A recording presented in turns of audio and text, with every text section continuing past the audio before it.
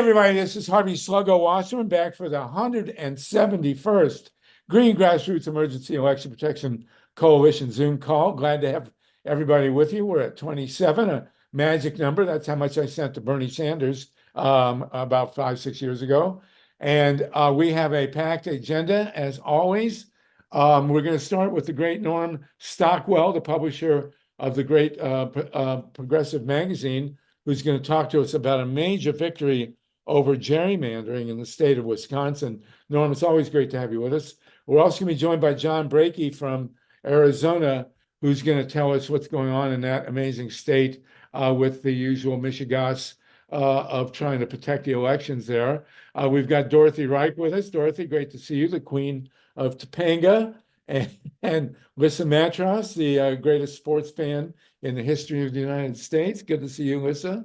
Jeff Mackler, you're new. You're going to be talking to us about, I believe, Mumia. In the second hour, we're going to do a big all-out whatever on political prisoners. We've got Vinny DiStefano who's going to talk to us about Julian Assange. Tatanka Bricca, the erstwhile chair of the KPFK board, is going to talk to us about Leonard Peltier. We may or may not have Steve Donziger on. He's been invited. We hope we have him. And so it's going to be a full hour in the second hour on suppression and political prisoners, which we really, really need to do. We're hosted, as always, by Steve Caruso and Mike Hirsch. Wendy Lederman is with us. Letterman, I'm sorry. But everybody, we have to correct Wendy's name. We've been calling her Lederman. In fact, it's Letterman.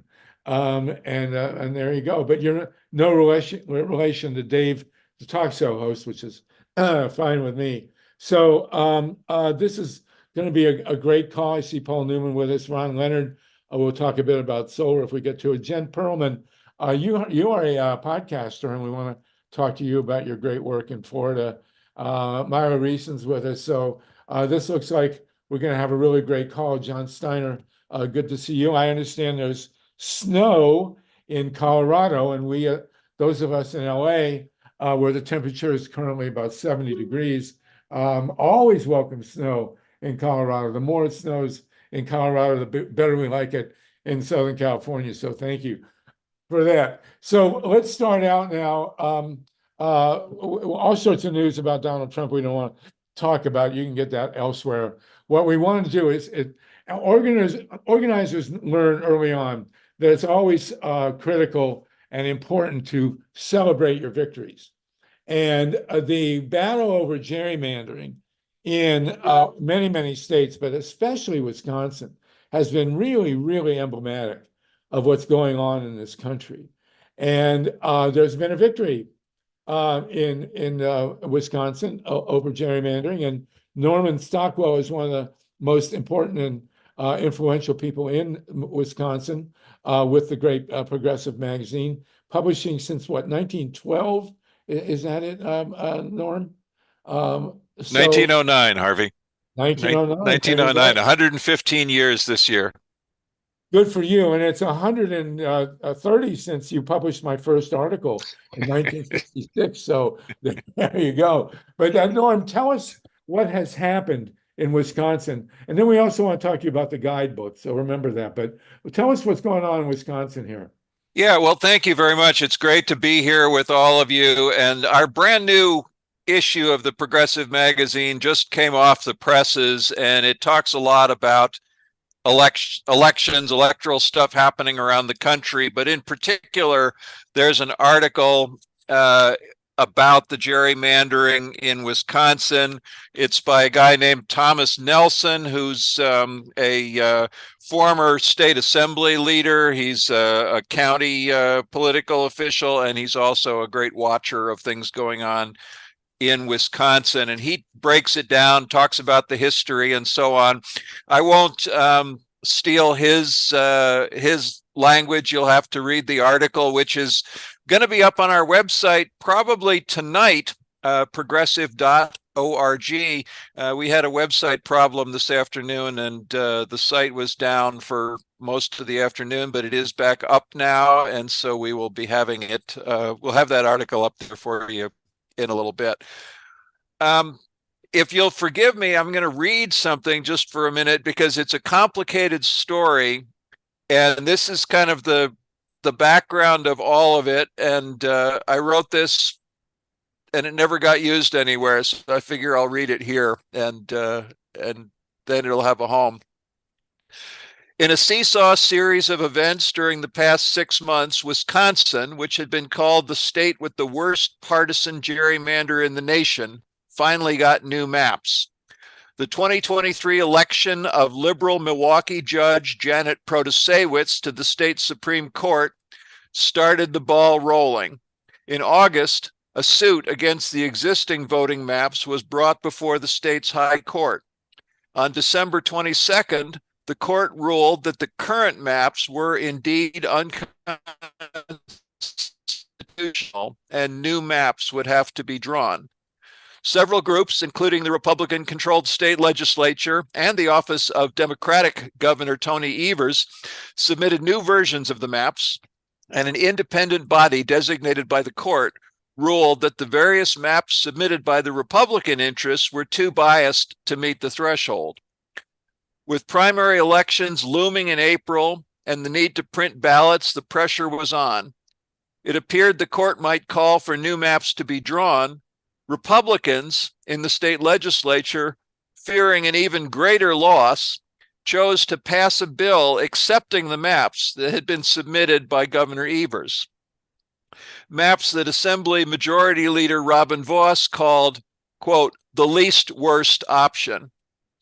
As one Republican state senator named Van Wangard noted, it was a matter of choosing to be stabbed, shot, poisoned, or led to the guillotine, so we chose to be stabbed so that we can live to fight another day. On Monday, February 19th, Governor Evers signed the bill, putting the new maps into effect and basically making moot the process that had been initiated by the state Supreme Court.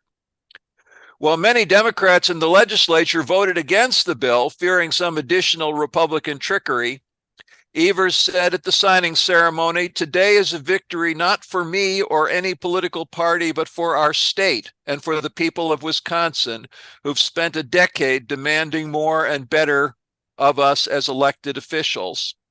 The people should get to choose their elected officials, not the other way around."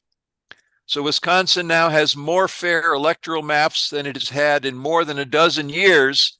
And those maps will give the Democrats an opportunity to eke back some seats in the state legislature that will allow the Republicans to no longer control these super majorities or almost super majorities in both houses of the state legislature. And that means that it opens the possibility for progressive electoral victories to continue to grow here in the state of Wisconsin. Well, as they say, from your lips to dog's ears. So I remember on this call, when the race for the Supreme Court, which made this possible, was going on, we had Andrea Miller, and many of us called into, once we figured out how to pronounce Protasewicz, which Protasewicz. I never got it. I really never got it. I mean, a poor Andrea Miller had to repeat it for me 4 times, and I still never got it, which is weird for a guy named Wasserman. But nonetheless, we did have a hand in that election. And if that election had not gone the way of Janet, this wouldn't be happening. So my understanding is that the map that the governor signed does not guarantee a Democratic majority in the legislature. Is that true? That's true. It doesn't. What it does is it makes the maps more fair. Wisconsin is still incredibly divided. It's still a state where there are large urban areas that tend to be more Democratic and large rural areas that tend to be more Republican. But what it does is it gives an opportunity for Democrats to begin to eke back some of the losses of the past more than a decade. The Republicans had a major victory in 2010. in which time they got the governorship and a large number of seats in the legislature, and they used that to draw gerrymandered maps. And then when 2020 came around, they drew another set of gerrymandered maps that were even worse following the 2020 census. And so this is a slight course correction, but it's still going to take work. It's going to take organizing at the local, the county level, the regional level across the state of Wisconsin to begin to regain those seats, to more balance the legislature of the state of Wisconsin so that it matches the voting population. Because if you look at the statewide elections, Democrats have won pretty much across the board every statewide election, and yet the Republicans currently have majority of seats in the legislature, and so that's what these maps are attempting to correct. But it's going to take work. It's not in any way a slam dunk. It means that the Democratic Party of Wisconsin, currently led by Ben Wickler, need to go out and organize at every level of the political spectrum in order to really rebuild that Democratic power in the state of Wisconsin. So now, what does this do to the congressional seats? Does this redo the congressional districts? No, there was a separate case that was regarding recasting the congressional districts, and the Supreme Court chose not to hear that case because it was too close to the election. So we'll probably see that case come back again, maybe next fall. What is the current balance in the Wisconsin delegation to Congress by party? It's still majority Republican, but if those maps were redrawn, there's a. Oh, you're breaking up. Norm, kill your video. We love to see you, but sometimes you do better without the video. Okay, now try. Let's hear you. Oh, I said currently the congressional delegation has a Republican majority, but if in fact this case goes through and the districts are redrawn, it gives the Democrats a chance to probably gain 2 more seats in the U.S. House of Representatives. So it's definitely something that people are looking to, but it's not going to happen before the November 2024 elections. So Wisconsin is basically a purple state. What is the percentage of the electorate of Republican versus Democrat? Well, if we look at the statewide elections in the last round, governor, state treasurer, state secretary of state, and so on, those were all probably I don't have the numbers in front of me. I apologize, Harvey, but I would say that there was a significant victory by the Democrats in all of those statewide races. So if you just look at that as the measure of, the voice of the people of Wisconsin, what you see is that there's probably a small but solid majority of Democratic voters over Republican voters in Wisconsin. Except the Democrats managed to lose the U.S. Senate seat. That is correct. In the last round, the U.S. Senate seat of Senator Ron Johnson, who is an incumbent who had said that he would not run again, but then did, was not taken by the Democratic candidate, although it was fairly close. And I would say that it's pretty well agreed that if the party had put more energy into that race, that the outcome might have been different. Well, there's only so much we can do with the Democratic Party, as we have learned with great pains. So, Norm, and particularly the national. I think that what was really lacking in that last Senate race was money coming in from the national Democratic machine, and that we're now seeing in the next Senate race, which is coming up in November 2024, where Democratic Senator Tammy Baldwin is up for re-election, is that there is a lot of support coming in from the National Democratic Party to keep her seat. And it's been termed by a couple of newspapers now as maybe the most important Senate race in the country. So people should definitely keep an eye on that one. Well, I get at least 4 fundraisers from different states saying the same thing about Ohio, North Carolina. Well, North Carolina, I don't think it has a Senate race this year.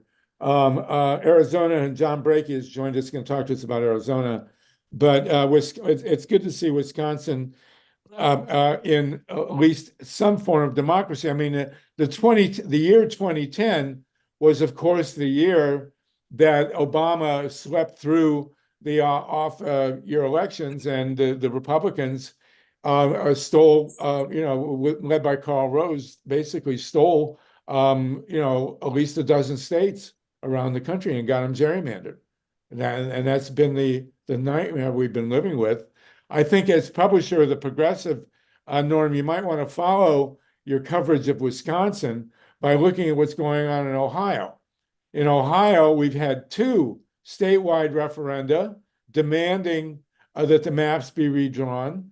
We've had 7 decisions by the Ohio Supreme Court demanding that the maps be redrawn, and they haven't been redrawn. And Ohio still has supermajorities in both houses of the state legislature and a 2-to-1 majority in the congressional delegation in a state that's about 54-46 Republican Democrat. And, why did Wisconsin succeed where Ohio continues to fail? I mean, Ohio is a better football team. So, I mean, what's the deal here? Can you tell us? I mean, I kind of thought that was somewhat of a rhetorical question, but I guess, in Wisconsin, we were lucky enough to have a Supreme Court case that was exactly the right case to answer the question. We had a Supreme Court liberal majority, they refer to it as, that was able to make a decision that was the right decision. And then we had a governor who was able to ultimately work with the existing legislature in spite of their majority on the Republican side. The Democratic governor was able to present maps that they were willing to accept as what they called, again, the least worst option, but still made a difference. And that difference is something that now the Democrats can build on in Wisconsin. So it was, a series of good fortune in having the right people in the right places at the right time, but also it was a constant battle that we've been fighting here in the state of Wisconsin for more than a dozen years since these current maps, or the former maps now, were originally drawn. And that hard work has paid off. Well, in Ohio, you had a Republican majority on the Supreme Court, but the Republican Chief Justice went the correct way and approved better maps. On the other hand, you've had Republican governors, and you've had Republicans in the state house who will absolutely not give an inch. And so, we have these nightmare maps in Ohio. They've managed to kill wind power in Ohio, and God knows what else they've done. And there's been no progress at all on the maps in Ohio, as opposed to Wisconsin. So, this is something I think you should look at, because God knows, Ohio, only 2 Democrats have ever won the White House while losing Ohio: Franklin Roosevelt in 1940 and John Kennedy in 1960. And no Republican has ever won the White House without carrying Ohio. So, since Lincoln. So, what's the matter with Ohio here? There's been progress in Michigan. And I believe that the maps in Michigan are now significantly better. I think they're better in Pennsylvania. But, Ohio is just this you know, radioactive anchor on American democracy. I had a piece about it in Truth Out, actually. Maybe Steve, if you find the link, if you can put it there. But I think if the progressive, somebody needs to really look at this because it's a nightmare in Ohio, and we seem to be unable to make progress there. We keep winning referenda. Basically, the progressive view on referenda in Ohio tends to win 57-43. They won on gerrymandering. The last one gerrymandering vote was 75% to end gerrymandering, and still the legislature didn't budge. We won on abortion. We won on not having 60% required to pass a referendum, all by 57-43 or thereabouts. But you know, the legislature in Ohio, I stopped. You know, I lived in Columbus, and I stopped going in to the legislature. It was like Night of the Living Dead. You know, it's like being surrounded by zombies in there. And I don't know what's going to take, but maybe you guys should assign somebody to really do the story on Ohio because it's critical. We did want to raise one thing with you, Norman, while you're still here. Wendy Letterman has been working on the guide, and she's got a new version to send you. The guide the People's Guide to Grassroots Election Organizing 2024. And she's our point person on that project. And we're game.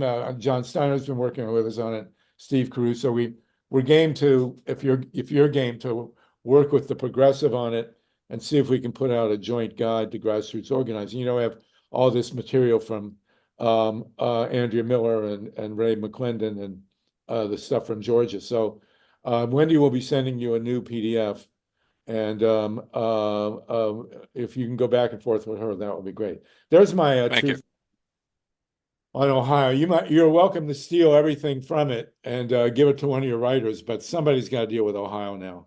And of course, we have the seat of one of the best senators that has been in the Congress for the last 20 years, Sherrod Brown, which is up for grabs. Mm-hmm. And you know, they've nominated this horrible Trumpy that guy. So if you'll take a look at Ohio, that'd be great.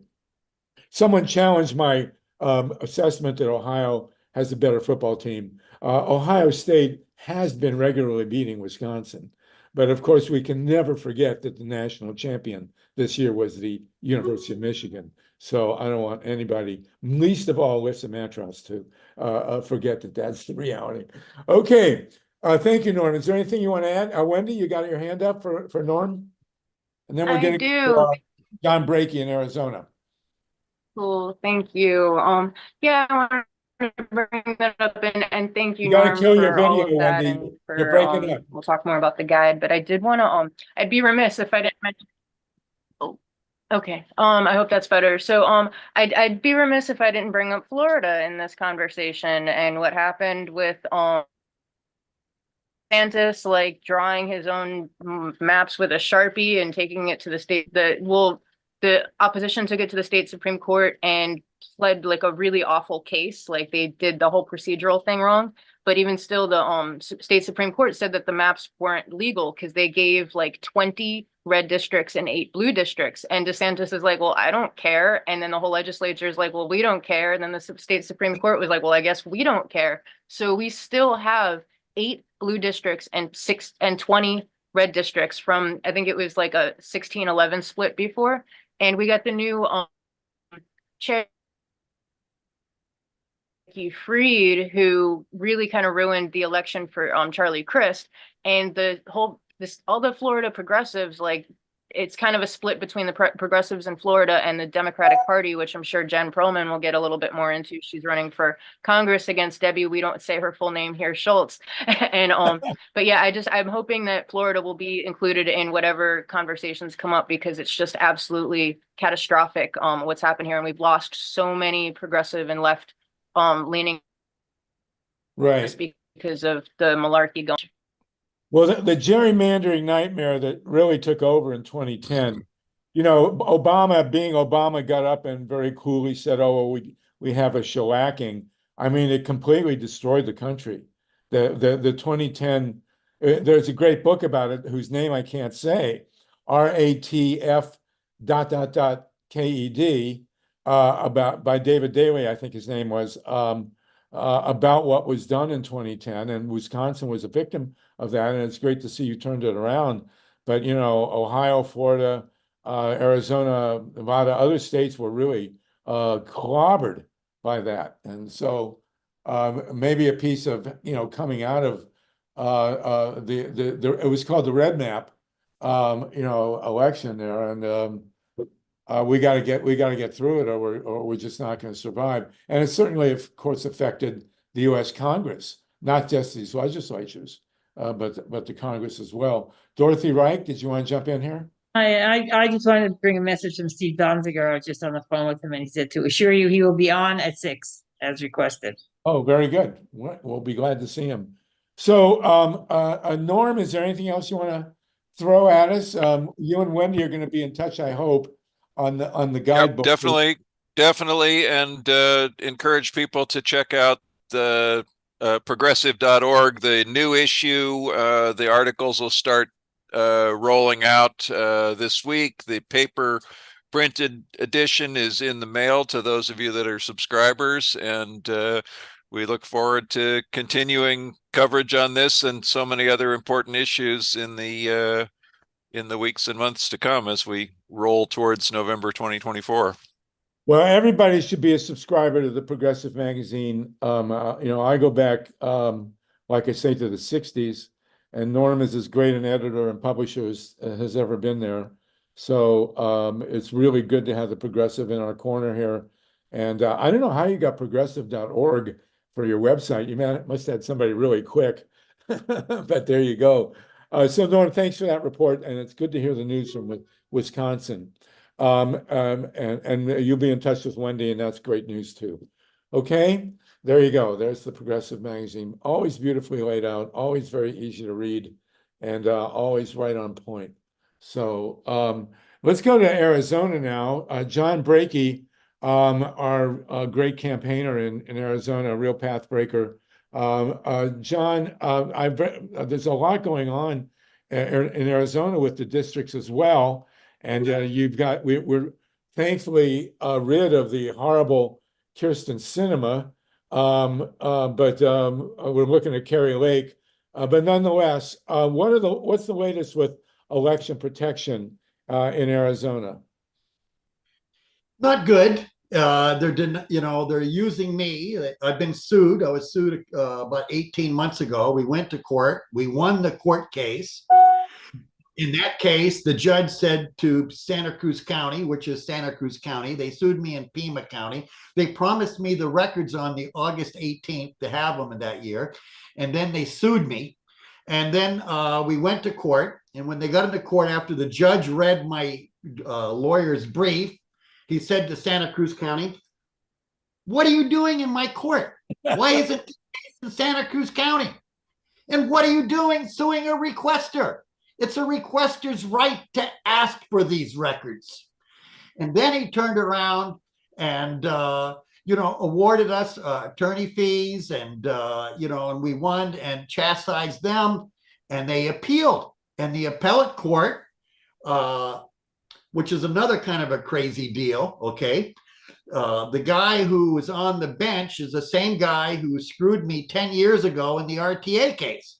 And at that time, he was a lawyer working for the Republican Party, okay, and a precinct committee man.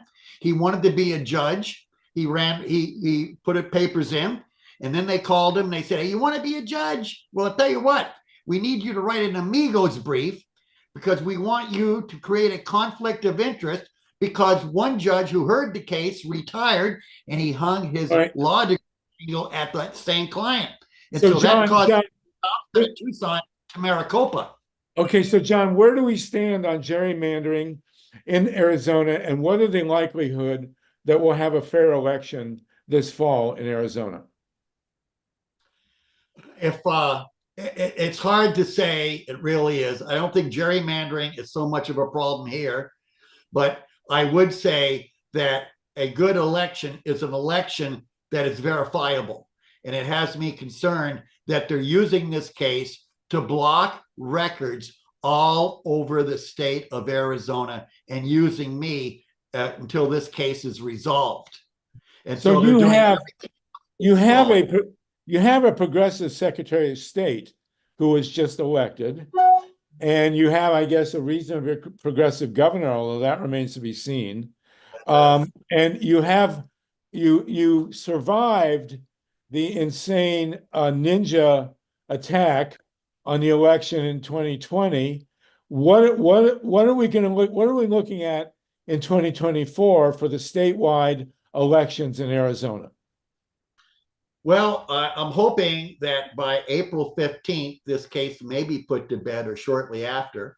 And that means cast vote records will be legal to get. Okay. And of course, you know, all my time off, I've been working on a special program that will take the cast vote record, and we have developed a system that we can hyperlink into the cast vote record, the ballot images and the cast vote records.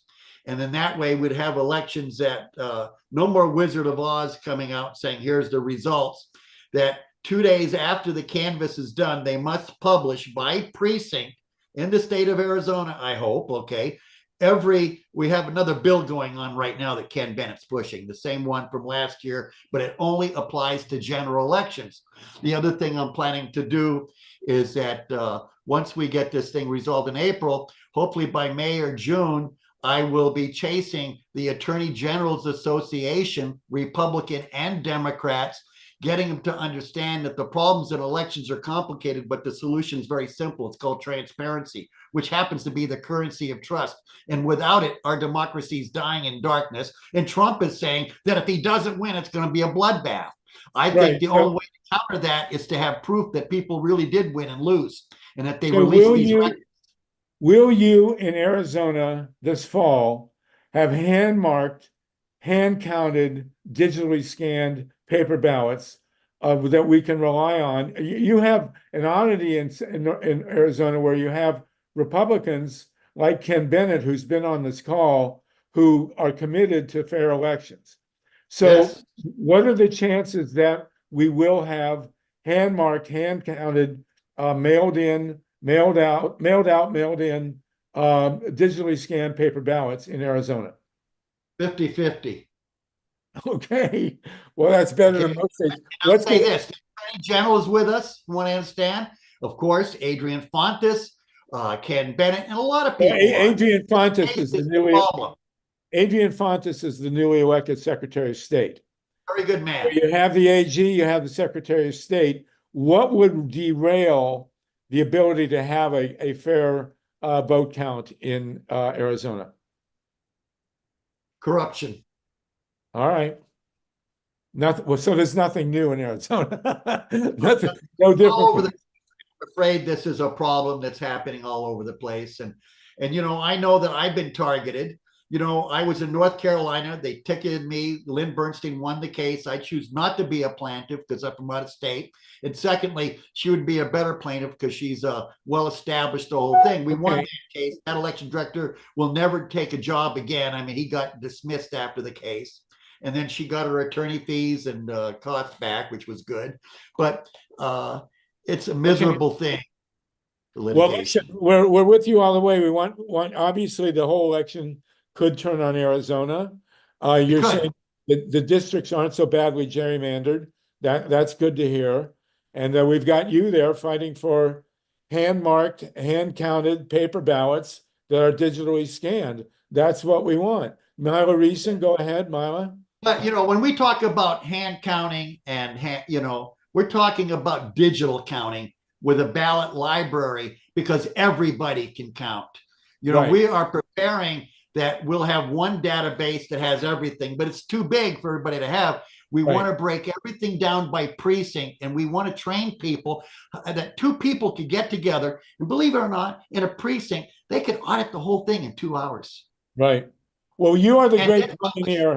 You're the great pioneer in this. You're a true hero of election protection. We want you to keep us posted from Arizona. MYLA, I will. I just want to say, you know, I took off 4 months because I was under tremendous stress because of working at a sausage factory. That's what I call the Arizona legislators.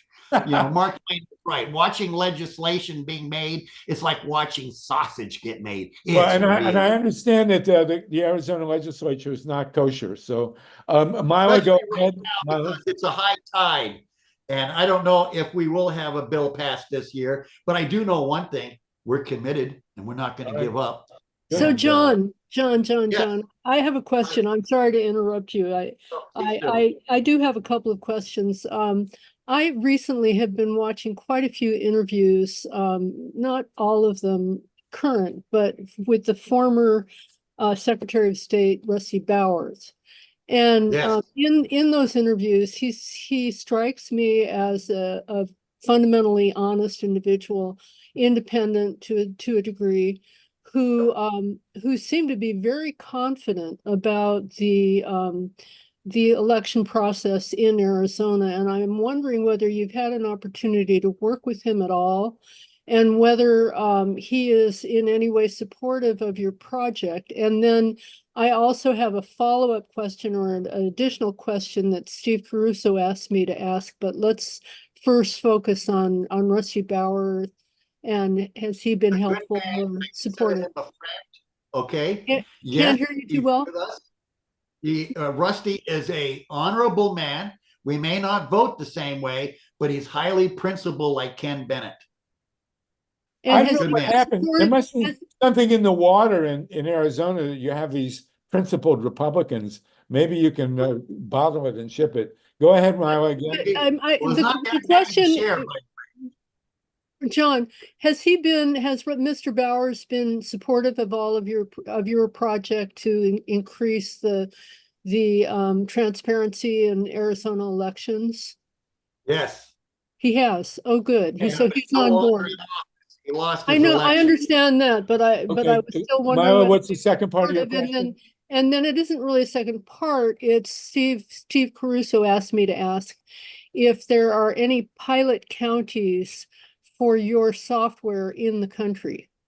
Yes, there is, and I'll be releasing them. Right now, it's a good question, is that we're in beta and we are building a new computer because it's a lot of data. Right now, I can set up a 7,000 in 11 seconds. I can do 150,000 in 3.5 to 5 minutes. But when I start putting something together over 300,000, I have to get a bigger computer with an i9 processor, more RAM, and I'll have that probably within a week to 10 days. And yes, I will be releasing betas. This is remarkable what we invented. And I am just so excited about what this can do for democracy. And that's why immediately I'll be counting on my friends here to get with the attorney generals. Hopefully we'll be able to raise some pretty big funding that we're talking to people to help launch this and run a campaign across the country to educate people that the problems are complicated, but the solutions are simple. And here we go. Well, good for you, John Brakey. You are a real pioneer. We have 50 people that hear this. It's really great. And we're going to come back to you and get more on this system. MYLA, thank you for those questions. We really appreciate it. All right, John, keep it posted from Arizona. You look great, by the way. You look like you lost a lot of weight. I lost 40 pounds. And, you know, it's interesting. The trick was I didn't know that I had an addiction going on to sugar. Oh, well, everybody's addicted to sugar. So there you go. Good for you. I lost 40 pounds and I'm eating great. I feel good. And I don't sleep with a sleep apnea machine any longer. You know what? I'm ready to get back at it. And, you know, when I quit for a while, I had to, because I'm an activist who works with love. I'm driven by love. And I started being driven by hate. And when that happens, when you harbor bitterness in life, love will dock elsewhere. So I had to dock somewhere else and get my act together. Well, that's good what for I you. did. Fabulous. I came back strong. We're going to keep having you back. What you've done in Arizona with Ray Lutz and everybody is just absolutely essential. So keep it up. Thank you. 50 people now. It's great to have you with us. I'm going to go now to Jen Perelman in Florida. We're hitting the high spots here: Wisconsin, Ohio, Arizona, and now Florida. Jen, you have a podcast, and you're doing a lot of work in Florida. Wendy Letterman has brought you to us. Tell us what you're about here with the upcoming elections. So we did get redistricted like everyone else, and I honestly do not know whatever the controversies may have been. Our district is actually less gerrymandered than it was. So I actually wouldn't complain about that. Yeah, we have a podcast called Generational Change with a J. We've been on for 3.5 years. We cover some local, but we cover national. We cover, just nonpartisan, policy-based issues, really pushing an actual leftist kind of policy platform. And that's what we're about. I wish I had more information for you all about all the election and the voting nonsense down here. I am personally inspired that our current Broward supervisor of elections is not someone who's best friends with our congresswoman. So for me, that's a step in the right direction. But I don't have any more details about our districts or anything like that. Well, Wendy has mentioned that they are gerrymandered. Now, you're running for Congress. We don't endorse people and we don't allow candidates to raise money on our calls, but we do like to talk to candidates about what they're standing for. You're running against Debbie W. We don't pronounce the full name, Schultz, just as we don't say Lee Oswald in the middle there. So tell us why you're running and what you hope to accomplish by running in this election. So I first ran in 2020. It was suggested to me that I do that as somebody who is non-corporate, won't take corporate money, doesn't need the job, not looking for a new career, and somebody who, this was not the mud pit that I wanted to get into. And we did that in 20, and I was amazed at how well we did given a pandemic. We got close to 30%. And we were unable to canvass for about 2 months, which for Grassroots is pretty hard. Our district lines have since changed in our favor. Our incumbent has lost a lot of her wealthy Jewish community that was our Miami-Dade portion of the district. And we have since gained an area that is more working class and people that are very canvassable areas. So it changed, and we took off 22, not knowing where the district lines were. And then this year just really thought this might be the perfect storm to unseat her. And I do think there's a lot of things falling into place. I really am kind of policy fluid. I stand for the least of these. And my whole thing is just everybody deserves a life of dignity and justice. So that can look like different things. I am running as a Democrat because I'm closer, I guess, than I would be to the Republicans, but really they don't speak for me either. We do live in a closed primary state, if people don't know. So the only way to unseat she who will not be named is in a Democratic primary. That is, we're a +12. It is what it is. So it's very strategic. But this year, I'm really focusing healthcare, housing, and jobs. I'm really going to be promoting the 21st Century Economic Bill of Rights. I love the idea of putting out federal job guarantee out there into the ether. I know that, that's kind of maybe a little down the road for people, but I think it's a great concept. Basically, she and I are virtually opposed on everything, except we both support a woman's right to choose. So I think, and we both like the LGBTQ community. But other than that, I would say that she and I could not be further apart on everything.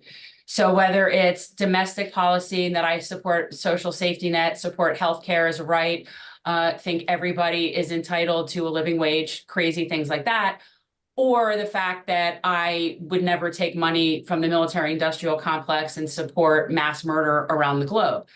I also do not support fracking. Things that she's invested in, and I've just been watching this for 20 years with her. So for me, it's basically everything. It's other than she's pro-choice, which that I would even wonder if she just holds on to for fundraising purposes, because I don't see her really, I don't remember her trying to really codify it. So yeah. Is a decisive vote in the Democratic primary? Are you in Yes. in the primary? And Yeah. she will have, whoever wins the Democratic primary will have a Republican opponent. Correct. But this district is not going right. The Republicans here, they kind of accept their defeat. I mean, they run somebody, but they know that that's not going to work for them. And that's why she's been sitting there for so long, because we have closed primaries. So all the NPAs and Republicans who keep saying, why is she still there? And it's because you can't vote in our primary. And that's very purposeful. Okay, and I hope you'll look at the Everglades. I was on the Everglades Foundation for many years and get sugar out of the Everglades finally. It would be a great thing. Okay, thank you so much. And you do have a podcast.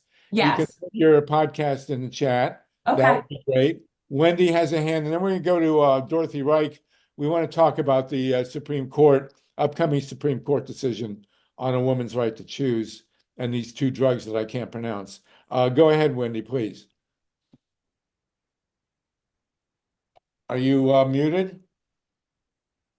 Thanks. Yeah, if Steve could make me a co-host again. Okay, Sorry, go I ahead. lost connection for a second. Thank you.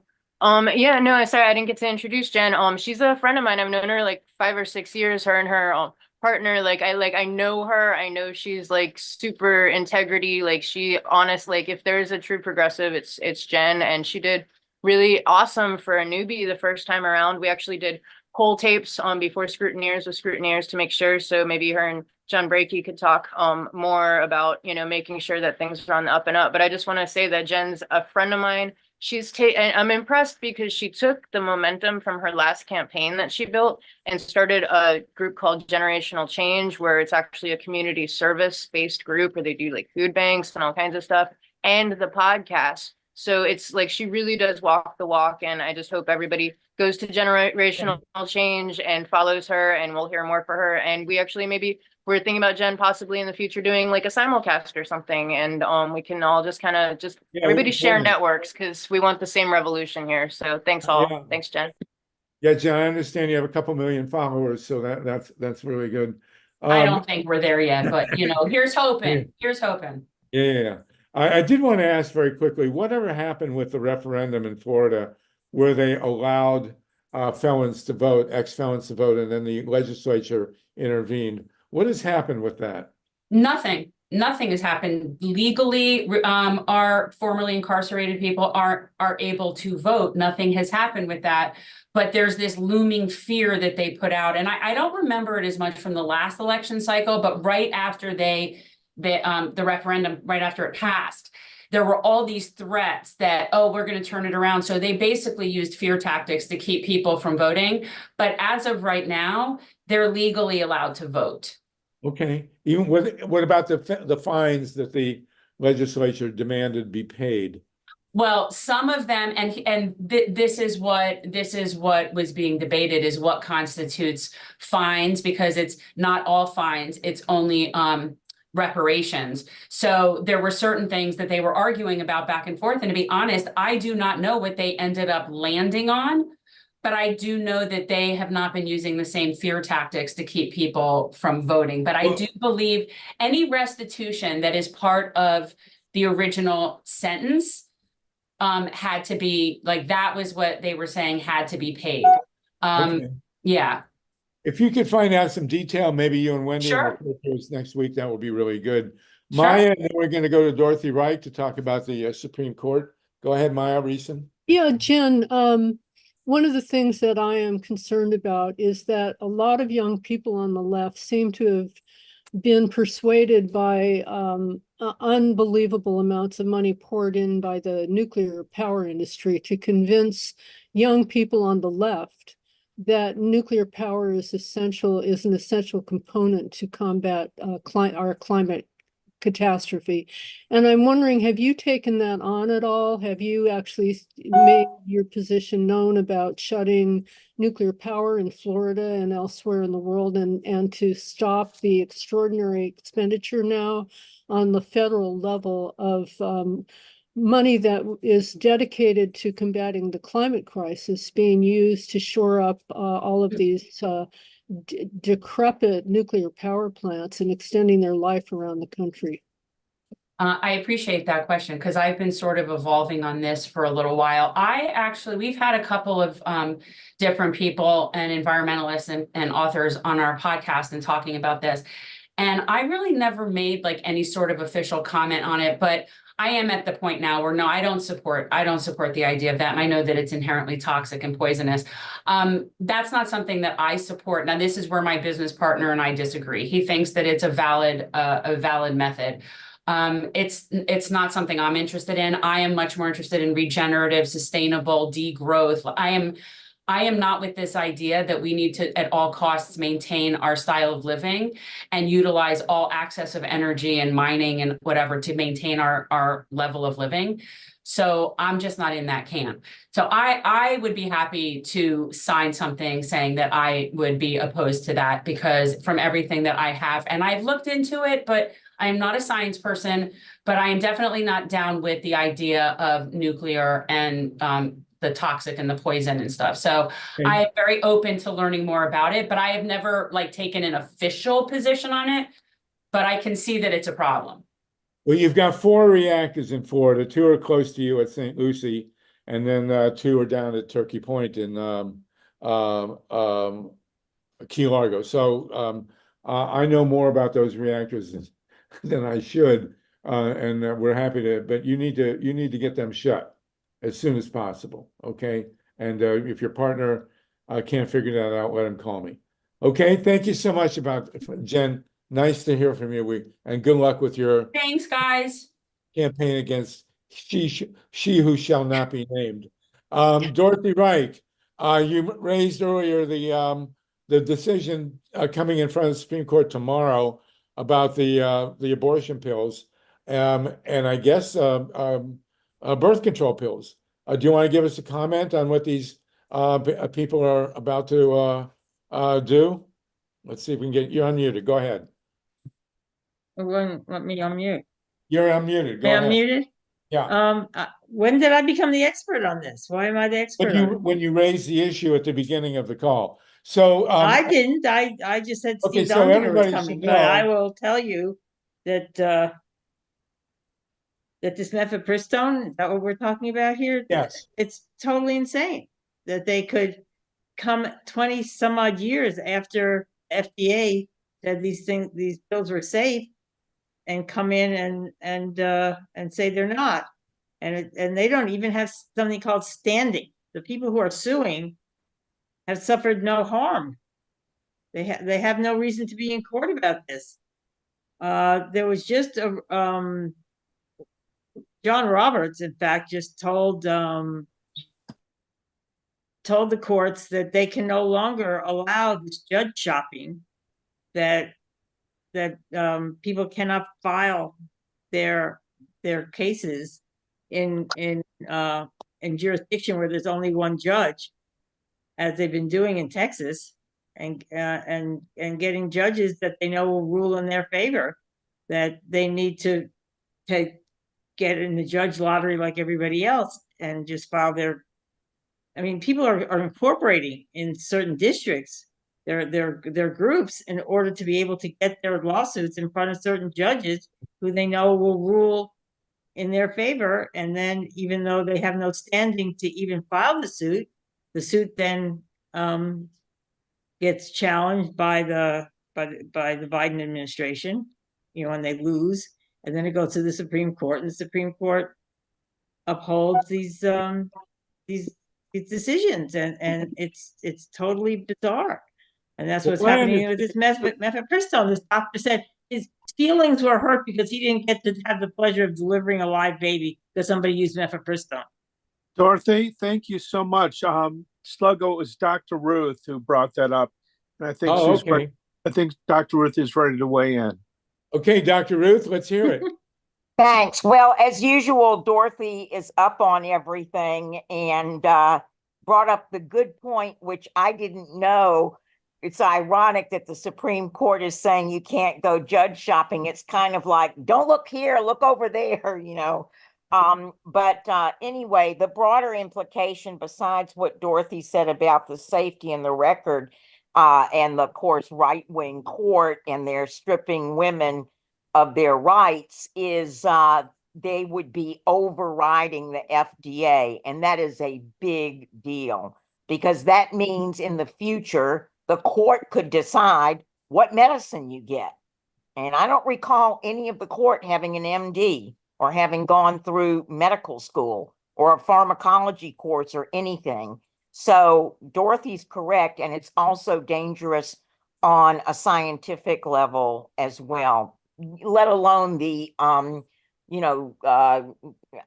would say Catholic and conservative view of contraception, et cetera. And of course, it is the slippery slope. They're going for that, and then they'll be going for IUDs and other forms of contraception. So it's bad, and it's bad enough that I'm going to write the court. And as I said before, I haven't done that because I thought maybe they'd, do a tax audit on me or something, but it's reached that stage. Well, my understanding is that the abortion pills, there are two abortion pills, neither of which name I can pronounce, and they have been approved by the FDA for a long, long time. Correct. They are available through telemedicine. In other words, you don't have to go to a doctor's office. You can actually have a consult with a doctor by Zoom or by phone, and the doctor can send you or have sent to you these two abortion pills. Correct. And that's been going on for a long time. And now the Supreme Court will arrogate to itself the idea that they can decide whether this will continue. Is that correct? Yes. Now, my guess is what they're going to do is make life difficult, meaning they probably won't outright ban it, but they'll probably say it can't be through the mail, it can't be telemedicine, you're going to have to go to a doctor's office, the doctor's office is going to have to be within, X amount of miles of a hospital. My guess is that they're just going to make life difficult. But again, the slippery slope of not only going after contraception, et cetera, in the future, but also overriding the FDA, which has approved this. So thanks. Wow, that's a big deal. Now, also, though, just recently, my understanding is that the birth control pill is now universally available without a prescription. Is that true? And is that being challenged by the court? That is true. And who knows who'll bring that up. But to Dorothy's point, this whole thing started with one judge in one county brought by exactly what Dorothy said, somebody who didn't have standing, into a conservative judge, a right to life, or I think his wife may be head of some, anti-abortion group. And so, yes, Dorothy's right about the forum shopping. Wow. Steve Spitz, Stephen Spitz, go ahead. Yeah. So tomorrow, Harvey, is not the decision. It's the oral argument. Okay. And it's likely to be on C-SPAN. They've had most of the important arguments on, so everybody can tune in. Probably, I'm not sure, but probably around 10 o'clock Eastern time tomorrow it would start. My understanding is that I think CVS has announced that they are making the drug available over the counter now without a prescription. The birth control pill, but what about the abortion pills? No, I thought they were making that over the counter as well, but I'm not sure. You may be right. I read the Times piece today, and of course, the great medical geniuses that are on the Supreme Court. Boy, I don't know. I guarantee you one thing: they're not going to make this decision before the election. I mean, I'd be very surprised if they do. Well, one of the considerations, and I think a couple of people pointed this out, is it's not simply the issue of abortion that have to be addressed. They'd have to be addressed whether or not years after FDA approval of a prescription drug can be overturned by anybody other than the FDA. I mean, the whole point of the FDA is to carefully study the efficacy of drugs that are put on the market. And my understanding is that the big pharma is opposed to doing away with the FDA's authority here, because if this Supreme Court decides to take this particular drug off the market, then no other drug is safe from reversal from an FDA decision by the Supreme Court, which would create a lot of problems for any drug company, because they assume once a drug is approved by the FDA that they could sell it. So I don't know. I think we better listen to the oral argument before deciding what the Supreme Court might do, because, who knows what they're going to do. Dorothy, and then Alyssa has raised the issue of IVF and all the mishigas going on around that. But go ahead, Dorothy. I think some woman should file a suit and tell them they can't do Viagra anymore. Certainly, there's plenty of women been hurt by Viagra. They've gotten pregnant. They didn't want to be pregnant. Now they can't get an abortion. And I actually read an article about this young guy who took 2 Viagra pills because he thought, well, if one's good, two's better. And he wrote this whole long article about how rows that he went through till this stuff wore off. He was going out of his mind. And he was, maybe this guy should file a suit that Viagra is bad, because this guy suffered a lot till it wore off. But I think there's plenty of women who could make a good case for Viagra being dangerous. I hope dangerous to women. I mean, how many rapists there are running around with Viagra? Well, there you go. That's very interesting. I hadn't thought of that, but they're not talking about IVF. Steve Spitz, do you know, is IVF on the docket tomorrow as well? I mean, the IVF issue, well, Ruth Strauss, our resident doctor, is IVF on the docket tomorrow also? Let's get you unmuted here. Go ahead. Not that I know of at all. And also I want to correct Mr. Spitz that, Harvey, you were right about birth control. The mifepristone is not being, over the counter for sure. I mean, that's the whole point of this case, is whether it's going to be available or not, period. And the other thing is that I'm on a lot of national, abortion rights or women's reproductive rights emails.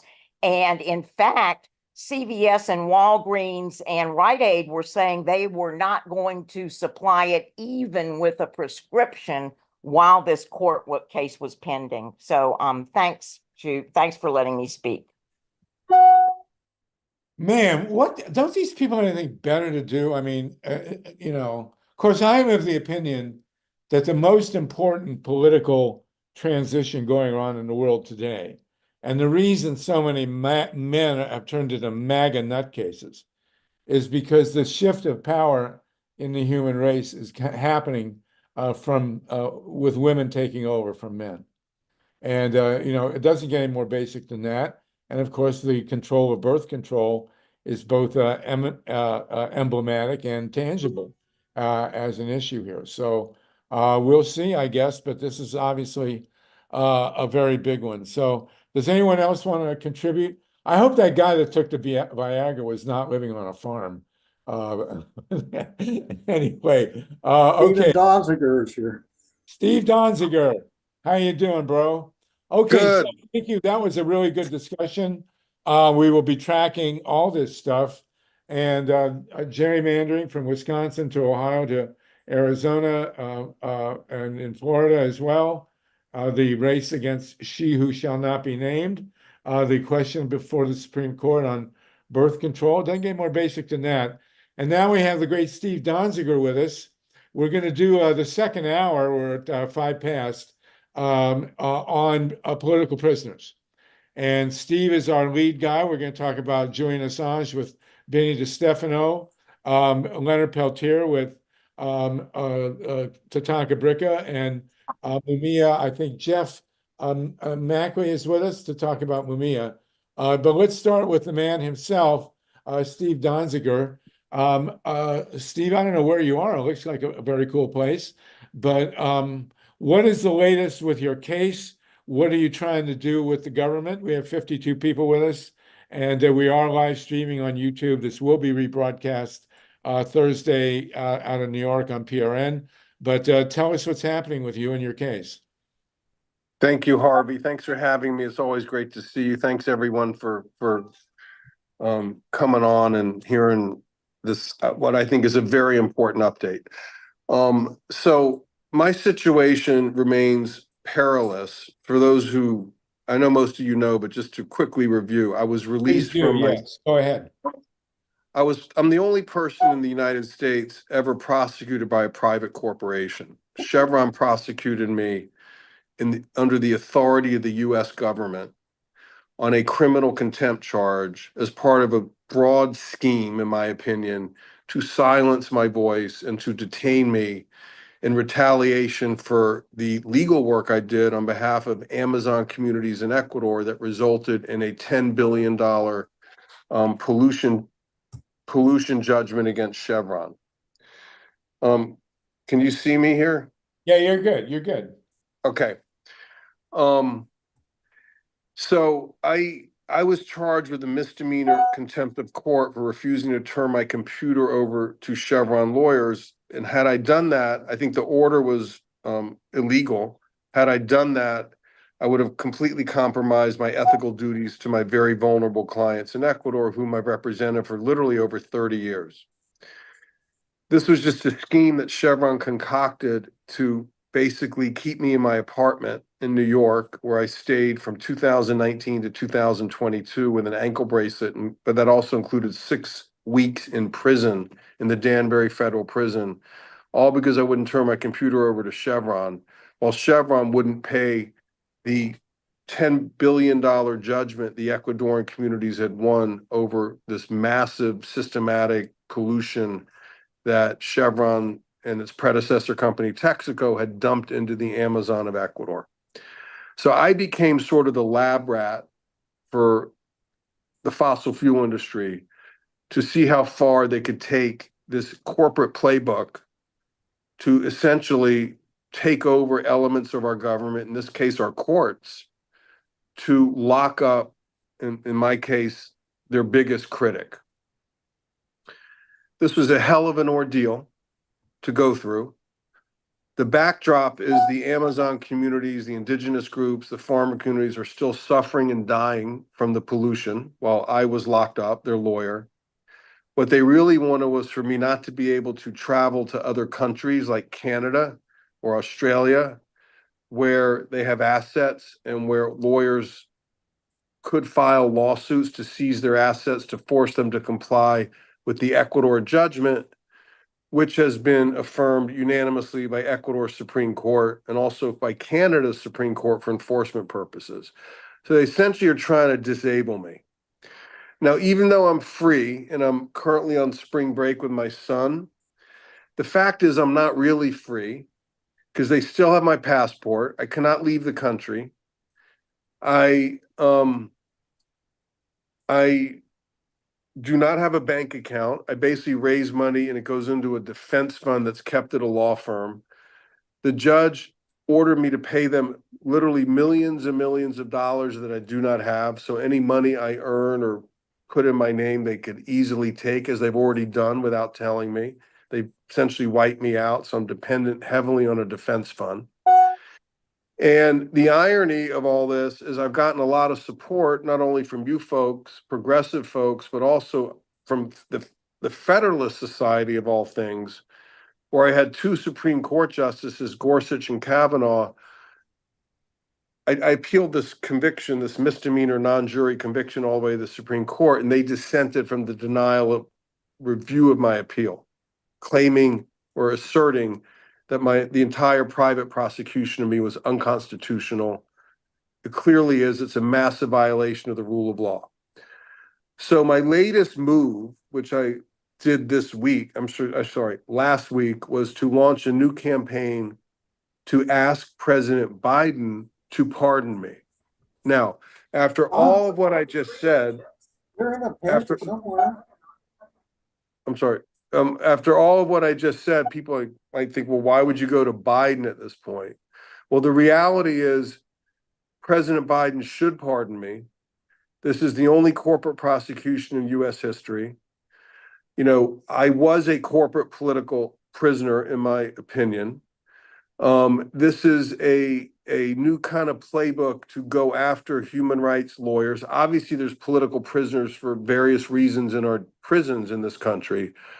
But this is a bit of a new animal because it really isn't the government that made me a political prisoner. It was a private company with the complicity of certain elements of the government. So we're gonna force President Biden to deal with this.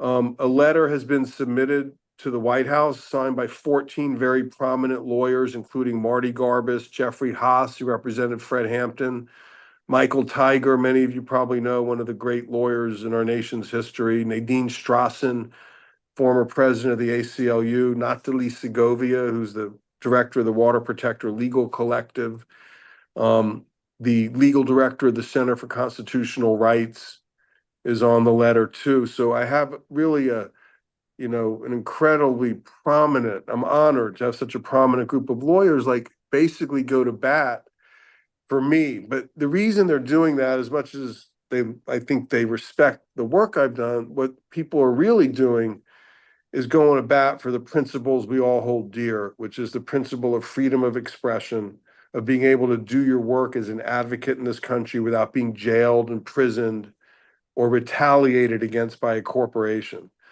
So this is important. I would love everyone on this call to sort of engage with this campaign for a pardon. If you can, we have a website called freedonziger.com. It's all there. And right now we are working with a group in Australia to raise funds with the goal of hiring people to mobilize literally millions of people in this country and around the world to pressure the White House to deal with this. Because if Biden were to pardon me, again, I've already served my sentence in full for this, what I would call a fake conviction, but the positive impact of a pardon would be to send a message to every corporation in this country and the world and every judge that this kind of crap, this bull crap, is not going to be tolerated. And it's important for the climate justice movement. It's important for all the work everyone on this phone call does, that Biden act and really fulfill his commitments, his stated commitments to climate justice and human rights. I mean, obviously, there's a lot of, shortcomings in terms of this administration's performance on those issues. But this is an easy ask. He could easily do this, and he should do this. So I'm appealing to everyone for their support. And I'll also say, with reference to Leonard Peltier and Julian Assange and others that you mentioned at the top of the call, Harvey, I really, all of those individuals obviously have suffered far worse than I have. I want to acknowledge that, but I also want to say that there's never been quite the animal that has happened to me, which is, again, this private corporate prosecution kind of dimension that we haven't really seen before. We have not seen before in this country until this case. So I'll stop there. Well, you're great heroes. And it's really great to have you on. I did misspell your name. It's D-O-N-Z as opposed to D-A-N-Z, and I won't make that mistake again. But it's great to have you with us, Steve. It's a real honor. Thank you. We connect you now with Vinny DiStefano. I don't know if you guys know each other. And we do. Okay, and, so I want to Vinny, give a go ahead. special shout out to Stephen for the support in the middle of all his nightmares, the incredible support and assistance that he has provided to Julian Assange. He is truly a mensch. And when he says that he is not suffering the same way that the other political prisoners are, he's not locked up in a jail, but he does have the distinction of having the most expensive personal lawsuit against him, and they have done everything in a Kafkaesque fashion to destroy his life, and yet the man stands strong. So he is really, truly a mensch. Thank you for that. That's really kind. So, Vinny, what is the latest with Julian, and how do we link it? Well, I'm really glad I'm on today, because the very first thing this morning, we got word that tomorrow at 6:30 a.m. East Coast time, 3:30 a.m. West Coast time, A decision will be coming out of the UK courts. That's 10:30 London time. And it is a decision on the last hearing that will allow Julian either to file his appeal and move forward with the British court system, or whether his appeal will be denied. Oh my God. And several outcomes could come from this. One, in the event that they say the appeal cannot go forward, he has 28 days and he can be vacated to the United States and locked up in a prison just outside the Eastern District Court of Virginia, where he'd most assuredly be found guilty. The other thing is that they could allow him, they could deny it, and then he could take his case to the European Court of Human Rights. They have already made a motion that they will do that in the event that the British courts do not fine for them. But that'll take time, and Julian will probably languish further in prison. And the most likely thing is that they may find in his behalf, and then he will remain in prison until his case is decided. And it could be weeks, months, could be years. And so our effort, as a matter of fact, Don't Extradite Assange, which was based in London, has changed its name to Free Assange, just like behind me right there, Free Assange. That is the focus, not stop the extradition anymore. Julian has not got enough time. He is incredibly ill, in very infirm health, and so sick, in fact, that he couldn't even watch the proceedings from his prison cell when I was out there in London. And so there's a great deal that's on the boilerplate right now. We will know much more about it first thing tomorrow. I plan to be up at 3:30 to see if I can hear as quickly as possible what the decision is, and then we will be reaching out in the event that they find against Julian. We will be calling on all of our volunteers, all of our activists, not only across the United States, but around the globe, to take immediate action, to go to the Department of Justice in their own burgs, or go to a British embassy and make your voices heard against this incredible miscarriage of justice. That was the tobacco auctioneers. Wow, and well, let's hope that something good happens. I didn't realize it was so imminent. It's amazing. Vinny, you'll come on our California Solartopia show on Wednesday and give us a full report. Yes, I will. I will. I see that Dorothy Reich has her hand, and Dr. Yes, Dorothy, and then we'll go to Tatanka. Dorothy Reich. So confused by this whole thing, because I understood that Britain couldn't extradite somebody if it was a political prosecution. Dorothy, as I am not surprised, you have a marvelous grasp of the situation. Were we not in the Queen of Hearts courts, where if we brought Kafka back from the dead, he would say, "I'm sorry, this is too Kafkaesque even for me." If you're looking for logic, if you're looking for sense, don't look any further than Stephen's case. Because logic and reason. Stephen and I are buddies. I'm working with Stephen. Yeah, I know. He was up at my house. We did a big fundraiser for him. I have a picture of Stephen and I together that I took at your house. Yes, thank you very much. Oh, great. So you're up there. Yes, I was. So it's one big happy party, but I'm family. But yeah, that just appalls me. I don't even understand what's going on. I can't imagine under any circumstances that the Biden administration would want to bring Julian back to the United States. But, you know, who can account for these people? It's insane. If logic were holding its sway, no, they obviously wouldn't. They would stand up for freedom of the press. If logic dictated, Stephen would be a free man practicing law. Julian would be free publishing. Leonard Peltier would be back with his family. And Mumia would be writing somewhere in the country. But it doesn't work that way. Doesn't work that way in the real world. Well, maybe Agenda radio. Maybe someday it will. Tatanka Bricka, do you want to tell us about Leonard Peltier and where we're at?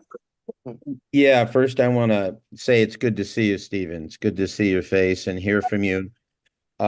Just to say before I talk about Mumia, all of us should feel threatened by these things happening. Stephen being targeted because he's a successful lawyer practicing his profession, successfully suing and winning against one of the largest extractive industries in the world. And it's because he's a successful lawyer that he's being targeted. Julian is charged with nothing. Julian is charged basically with the crime of practicing journalism, which should chill everyone. And Leonard has been in prison just about 50 years now. And the entire case, the facts about the case were withheld from the jury making the decision. By now, it's 3 decades since everybody, well, longer than that, 4 decades since it's well known that even those fingering him and naming him as the person who committed a murder recanted their testimony. There is nothing to the testimony. Why is he being held? He's a symbol of a Native American man, an indigenous person who is still living, has been targeted and treated badly, and they're just afraid of the truth. They're just afraid of someone being alive who is undeterred by force and violence and torture. And Stephen has been, in my book, tortured. Julian has been tortured. Leonard's been tortured, and Mumia has been tortured. So we're living in a country which has shied away, actually, and then embraced torture during the Iraq wars. So these are, there's nothing more important than the people being targeted for living free lives and doing their profession and doing them well, being targeted for doing well because it exposes the elite. So, and I'll do everything I can, and I'll talk to the people I know who are have names and see if I can just bolster up some other names for you. Well, I think this is one of the first times that we've had these 4 cases under one roof, which is really a breakthrough and very important that we all get behind this. Jeff, I also, before I relinquish, I just want to say, I didn't mention Mumia. I really need updating on that because I used to listen to his weekly broadcasts religiously, and I am out of the loop over the last few years since COVID and what his situation is. I believe Jeff Mackler is going to update us, but first, Jeff, let me defer to Ruth Strauss. She's got a hand up, and then we'll go to you. Ruth, what did you want to jump in with here? Ruth Strauss, can I unmute you? There you go. Go ahead. Yeah, I just wanted to say that, first of all of these people, except Stephen, thank God, have serious medical problems, and I doubt that they're getting any kind of care. I actually spoke to somebody offering about Mumia because I think he underwent either valve surgery or bypass surgery. I also offered before, I think I wrote Stella Assange about, I was very concerned about the quote unquote mini stroke that Julian had in jail. And usually those are from rhythm disturbances that are recurrent, and the next one could be bigger. So if any of you has contact, and I do also want to say that Stephen had an ankle bracelet on, like, somebody who robbed a 7-Eleven for, 36 months or something like that. I don't even know if he still has it, and that is not comparable to being in prison and being sick and getting inferior medical care. But the last thing, Vinny, is there any technical way that we can zoom in on, the court, or the court somehow know that he doesn't just have support in Britain, he has support around the world? Well, from your lips to dog's ears, Dr. Ruth, because unfortunately the answer is no. Even during the hearing, which took place in London, the reporters that had been provided access to the courtroom were shoved in a little tiny room with no audio, no tables, no place to take notes. And anybody outside the UK or Scotland that had been promised access to the video, they were denied. They really want to keep this under wraps. And so it would be wonderful. Matter of fact, we're trying to find a way to find out as quickly as possible at 3 a.m. my time what the decision will be. Okay, great. Yeah, and get those sweatshirts and t-shirts going, or buttons. Thank you. Yeah. So Jeff Mackler, you're new to our calls. It's great to have you with us. I believe you're going to give us an update on Mumia. Right. Glad to be with you. Let me begin by expressing my deepest solidarity with Steve. The horror that you've experienced tragically is not at all unusual in the legal system. Mumia has been in jail for over 43 years. My God. I'm the director of the mobilization to free Mumia Abu Jamal for the past 41 years. Visited Mumia in prison. He's become a personal friend, and I think he's one of the finest people that I've ever known. Mumia, until recently, when they discovered 6 boxes of literature that the Pennsylvania authorities have kept from his lawyers illegally, had exhausted all of his appeals. And when the question of can we see what's in those 6 boxes that exonerate Mumia, that is materials that show that they literally discriminated against Black jurors under the Brady rules and withheld evidence of innocence, including forged testimony by key witnesses against Mumia. Judge Clemens, a couple of months ago, ruled against Mumia and ruled that the sequestration of these 6 boxes of literature was too late to appeal because of the time lapse. And of course, we had no idea that the box existed. So Judith Ritter is filing appeals on that. But let me give you some idea about Mumia's case so you get an idea of the level.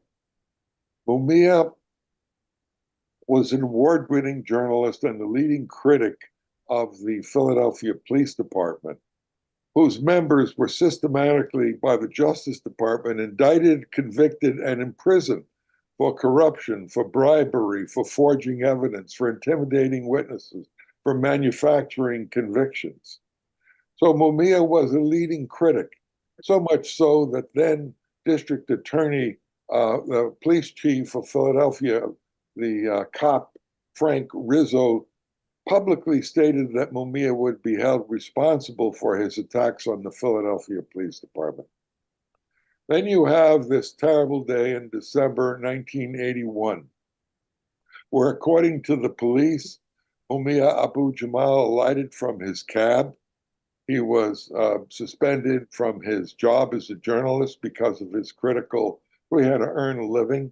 And they say that he approached at 2 o'clock in the morning his brother on the corner of 13th and Locust in Philadelphia, who was being beaten by Daniel Faulkner, a cop, because he had an improperly illuminated license plates.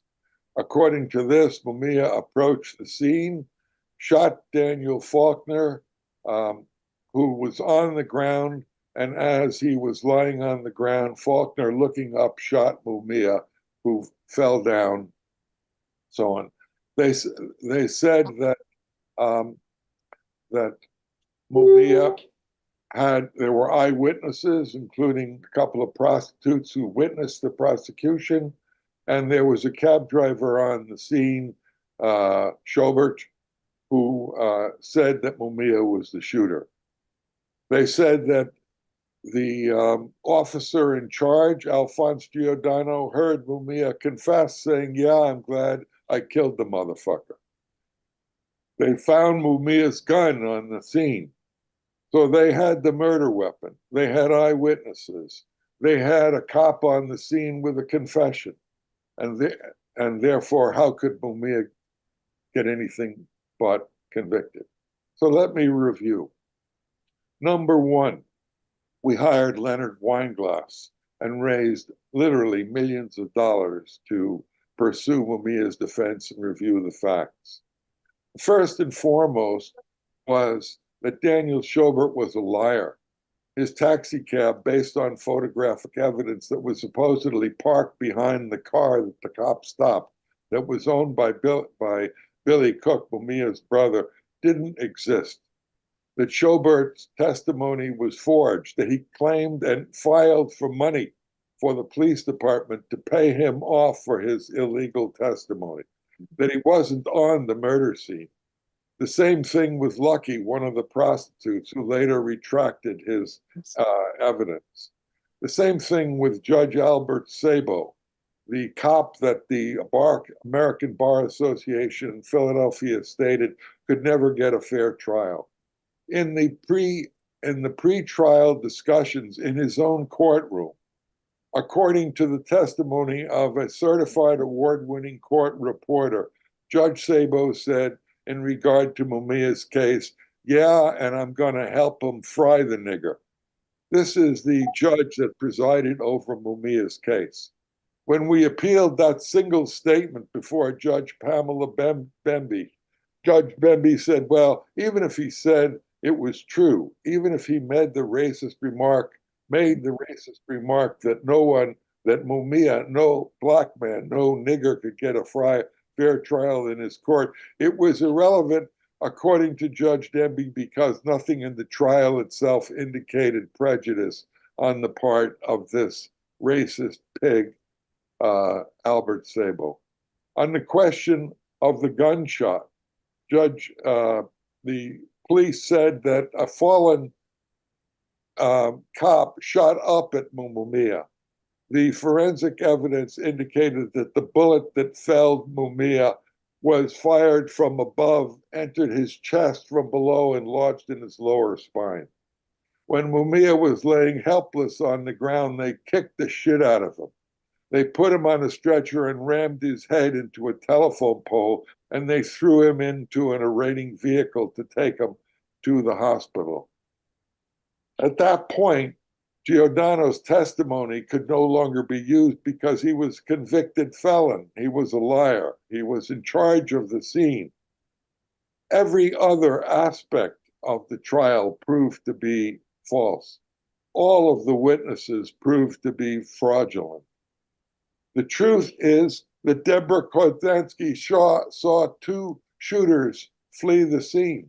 She was an eyewitness and the cops knew it, and she told the cops, but the police refused to tell the defense team that Kordansky had exonerated Mumia. The same thing with all of the other testimony, all of the other witnesses, they were falsified. Their testimony was falsified. So at the end of 40 years of litigation, everything I said was basically deemed the, quote, Mumia exception. The fact that the jury was given improper instructions by the prosecution. They used that to say, okay, we won't execute him, we'll just keep him in jail for life, but we refused to give him a new trial where all the evidence that we had could be presented to exonerate Mumia. Mumia is an innocent man. He's written a dozen books. He's getting his PhD at UC Santa Cruz. He was an award-winning journalist. He's supported by the NAACP, Amnesty International, by the European Parliament, by the Japanese Diet, by any other group that cherishes civil liberties and democratic rights. But tragically, Mumia Abu Jamal is a victim of the same kind of racist criminal justice system that characterized the movement that brought 5 million people into the streets demanding Black Lives Matter. The same cops that killed that Minneapolis, strangled to death, Minneapolis George Floyd, are the ones that kill on average 2 unarmed blacks every single day of the week. The word systemic racism has now been marked on the U.S. criminal justice system, not to mention the genocide of Native Americans that was a founding principle and slavery to the American current capitalist system. So we're still struggling for Mumia's freedom. We're struggling to release the information. They hired a court-appointed attorney for Mumia who was a total drug addict, who didn't investigate a single one of the charges that Mumia told him to investigate, and with himself had to say that he was incompetent. And when Mumia tried to defend himself in court, they bound and gagged him. And when he refused to stop squirming, they took him out of the courtroom in his own trial. For more than half of the proceedings, he wasn't able to hear the testimony against him or to refute it. So Mumia's system is an atrocity of the legal justice system that is the norm. It's the same with Leonard Peltier and Steve. The idea that Steve Donziger is going to jail filed by a multi-billion-dollar corporation among the world's greatest polluters, the destruction of the environment that threatens life on Earth, the fact that Steve has to go through this horror is an indication of the base corruption of the system. And the same thing with Julian. I'm one of the founders, and with Vinny, I'm on the National Steering Committee of AssangeDefense.org. The idea that a journalist can tell the truth about US imperialist wars, which Julian did regarding the wars in Iraq and Afghanistan, the same wars that President Biden said in regard to the Iraq war, well, that was a mistake that killed 1.5 million people. We apologize. But meanwhile, the victims are still there. Well, Jeff, your narration here of the Mumia trial is incredibly important and very beautifully laid out. I've got a couple of hands for people, Dorothy and then Wendy. Do you want to jump in? Thank you so much, Jeff Mackler, and stay with us, please. Go ahead. Dorothy? I'm muted. Oh, I'm muted. Yeah, we've all been living with this for 40 years more, you know, it's heartbreaking. I just wanted to point out what just recently happened. Some cops in Mississippi called the Goon Squad were just finally convicted and sentenced for torturing two Black gentlemen in their home for no reason at all. I think because they were gay. But they didn't need a reason. But they've been doing this for years, and we don't know how many goon squads there are in how many states that are getting away with this kind of thing. And it's just systematic torture of Black people.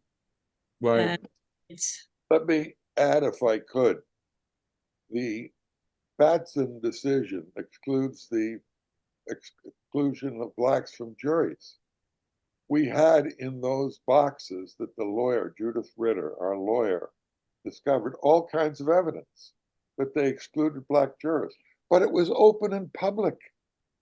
And that is the district attorney literally prepared for the use of all prosecutors in the state of Pennsylvania a video systematically showing them how to exclude Black jurors because they were less likely to convict Blacks than white jurors.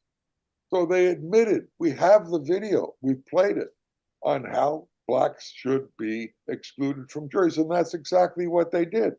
And when we came up with the evidence, not only the evidence that I mentioned, the evidence of witnesses and excluded Blacks, and Blacks they threw off the jury pool, they refused to let us see it. Okay. It's a classic example of systemic racism that permeates every pore of the American criminal justice system. Okay. And the American system altogether, Right. not just the criminal justice system, the Right. real estate system. We just had a settlement from a Black couple that their house was appraised at $435,000 when it was obvious that Black people lived in it. When they took out all the Black art, all the Black everything. This is a college professor and his wife, who was also a college professor, who sadly just passed away. But when they got all their the Black evidence that they were Black out and had a white person take their place, the appraisal went up to $750,000. Let's go to Wendy and then MYLA and then Vinny and Tatanka. Wendy, go ahead, please. Thank you, and thanks for being here, everybody. Stephen, it's really great to see you, and I hope you're getting some rest and doing great. Because I'm just so glad that you're still in the fight and going strong, and we can do this. We can do this, and we're here for you. So I have a couple of things. I'm going to try to do the auctioneer like Vinny does. But one, I want to say stop Cop City, because there's 69 of them planned, and this is like really cuts to the heart of oppression of any kind of dissent whatsoever. And these cops will be like trained by Israeli militia, and really dangerous, and we need to stop Cop City. Another thing I want to bring up. Oh, and there's a newspaper in Kansas City that was raided by police and did very similar to like what they did with Donziger, by took the computers, and the publisher was in her 90s and actually died the next day. I mean, so, and there's not a lot of reporting on this. So if you guys want to look that up. My friend Jen Perelman just had to hop off. Unfortunately, she's running for Congress against Debbie, we don't say her full name here, Schultz in Fort Lauderdale. But I do want to bring up the significance of this. And Steve, she wants to have you on her podcast. So if it's okay with you, I'll go ahead and do an introduction for you guys through email. Yeah, awesome. Thank you. So yeah, I just want to remind everybody that Debbie, we don't say her name here for lots of reasons, used the DNC funds to weaponize against Bernie Sanders a year before Hillary even had the nomination. And then when Julian Assange revealed this information to the public, he was named a Russian spy, and the entire left went against him. And Stephen, to me, represents the consequences of corporate takeover of our fascist two-party system. It's all tied together. So hopefully we can all uplift Jen's campaign. I know we can't give endorsements here or C3, but just the idea that we have an alternative. Like the masses of people, the millions and hundreds of millions of people know that this is wrong. I heard an old adage a long time ago that the truth defends itself, and I see it happening. Julian has more support now than he's ever had. Stephen, it's there for you too, and we all want the same revolution. So everybody here, please just do whatever you can. Just talk about it. Just talk about it. All these things. Keep the conversation going. Okay, I'm going to shut up now. Thank you guys so much. Love you all. Thank you, Wendy. MYLA RESON. Yeah, first of all, I'd like to say, Stephen, I'd like to also extend an invitation to you. Harvey and I do a weekly show on KPFK, California Solartopia, and we'd really love to have you on to give us an update on your case and on what's going on in Ecuador. And Jeff, I want to tell you that when I lived in New Mexico for many years, and one of my very close friends and partners in making trouble of all sorts was a woman, Sophie Solomon, who changed her name to Suchi Solomon, who had been in regular correspondence with Mumia from the very start of his imprisonment and corresponded with him for many years. So if you talk to him, maybe you can remind him of her. She passed away a few years ago, quite a few years ago, but she always spoke so highly and shared some of the correspondence with me at the time. When I returned to Southern California in late '99, I was just outraged to hear the false narrative about Mumia's imprisonment being repeated on KPFK Pacifica Radio. And that was what really got me involved in getting very, very involved in taking Pacifica back as a place for dissident voices. And that was way back in late 1999. And we worked hard to make sure that this disinformation about Mumia was not heard by listeners of KPFK in Los Angeles, or at least that we would have an opportunity to tell the truth about Mumia. So I'm so grateful to have you on this show today. And we'd also love to have you, Harvey and I. I'm speaking for Harvey. We'd love to have both of you to join us on California Solartopia to talk about freeing political prisoners. Very good. Thank you, MYLA. Vinny, and then Tatanka. Let's get you unmuted, Vinny. There we go. All righty. An excellent book right here, The Torture Machine. There were so many people like Stephen who stepped up to the bar to speak out for Julian. Flint Taylor was one of them. He's one of the founders of the People's Law Firm in Chicago, made famous by their case after the assassination of Fred Hampton. The reason I mention this book is what they happened in Chicago was systematic torture of Black suspects, forcing them to make confessions where they ended up on death row. And the fight for that justice, to bring those people to account, including the mayors, state's attorneys, and everyone else, was a 20-year battle. A 20-year battle. However, as the saying goes, that history is long, but it bends towards justice, and it requires, it is incumbent upon all of us to speak out for people like Stephen, Mumia, Julian, and Leonard Peltier every chance we get. Thank you, Benny. Very well spoken. Tatanka Bricka? Yeah, I'm not sure if people are aware that Leonard Peltier was targeted in the summer of 1975. The Wounded Knee occupation was 1973, and it began a 3-year period of political violence on the Pine Ridge Reservation. And the tribal chairman hired vigilantes, self-styled goons, to rid the reservation of American Indian Movement AIM activity. More than 60 traditional tribal members and AIM members were murdered in that time period, and many unknown scores more were assaulted.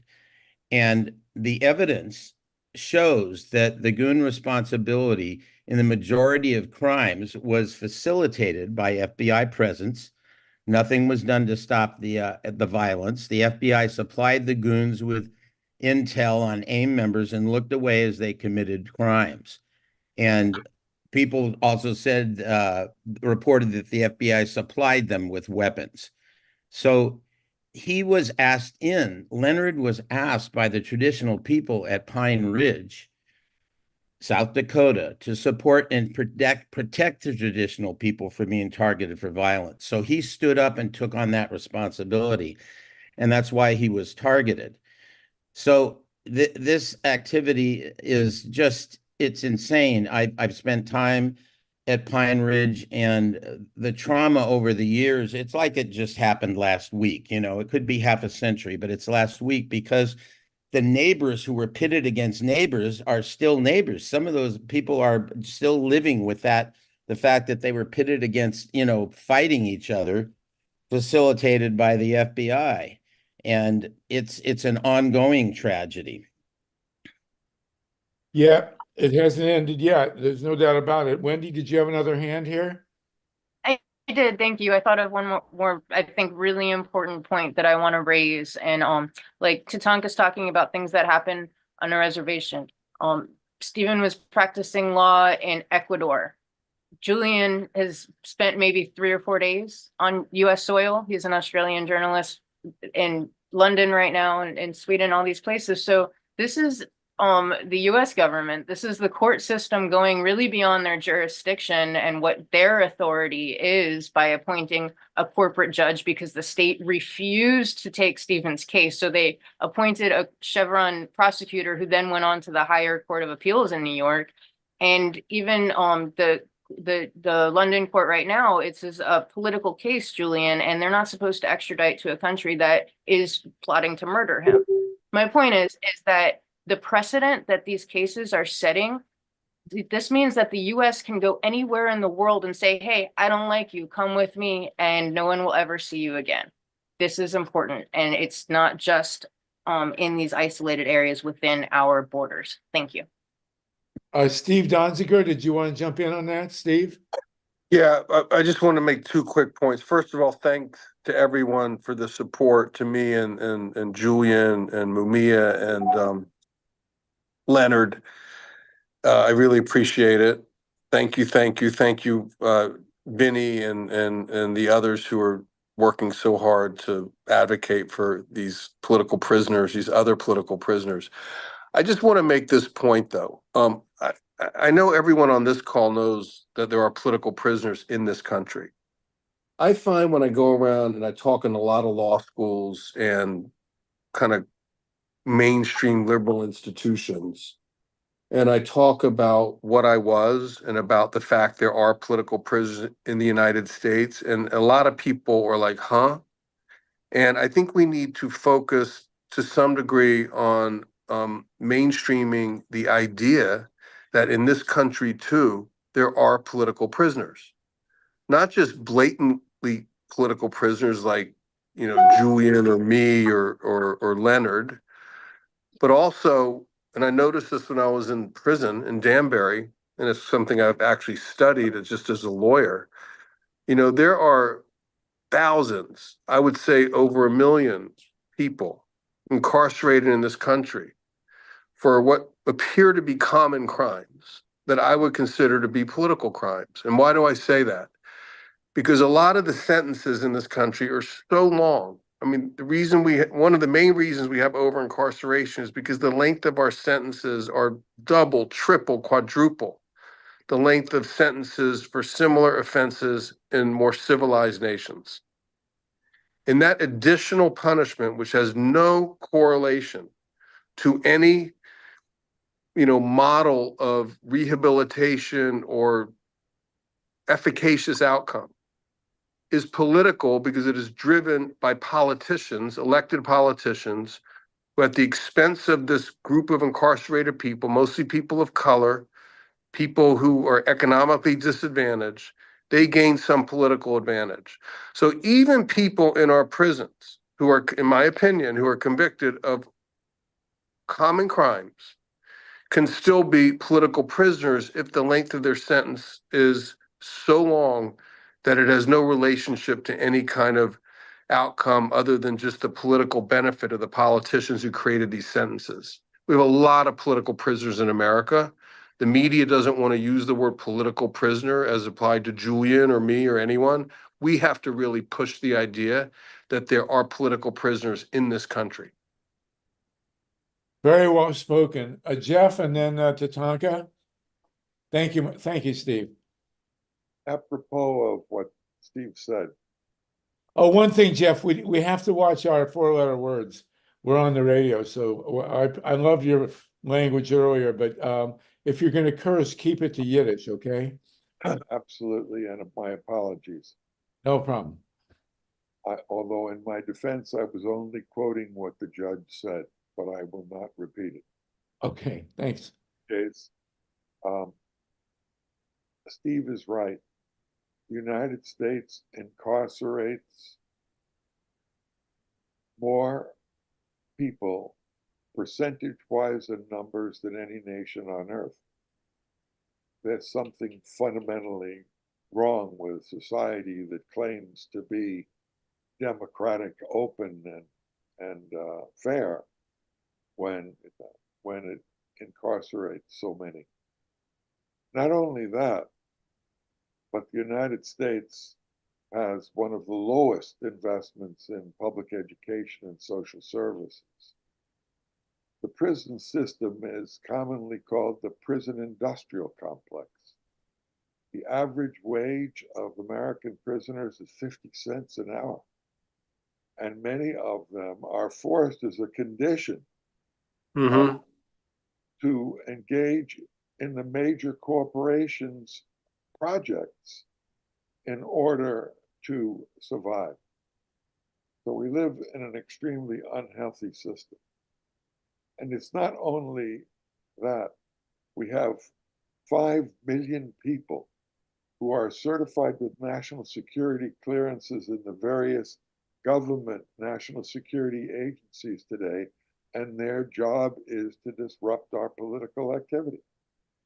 They have nothing to do, in my opinion, to defend the national security interests of the American people, but rather the corporate elite, rather the same corporations that are persecuting Stephen Donziger for telling the truth about environmental pollution. We live in a tragic time where the United States maintains 1,100 military bases in 110 countries in order to advance the interests of the corporate elite. In 2 weeks, I'll be attending the National Convention of the United National Anti-War Coalition. where we're going to have speakers on Mumia and Julian Assange and other political prisoners, as well as a discussion on how to fight U.S. militarism and U.S. intervention the world over. Thank you so much for allowing me to participate in this. Right.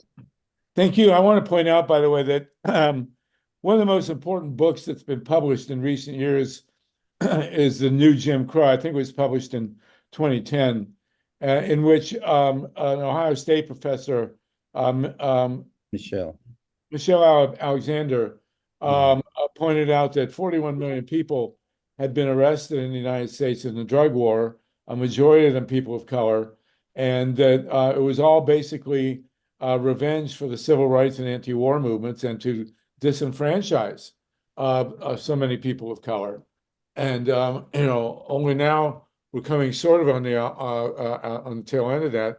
But this is certainly a great forum about these 4 political prisoners. Really very rare. Tatanka and then Paul Newman.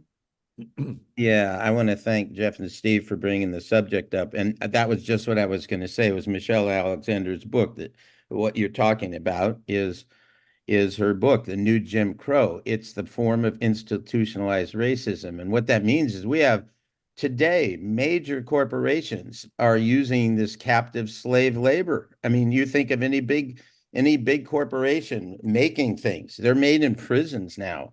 And also to mention that you talked about over 1,100 bases. It's nearly 1,200, and 800 of them are the ones we know that are overseas bases for the military, but there are over 400 bioweapons labs.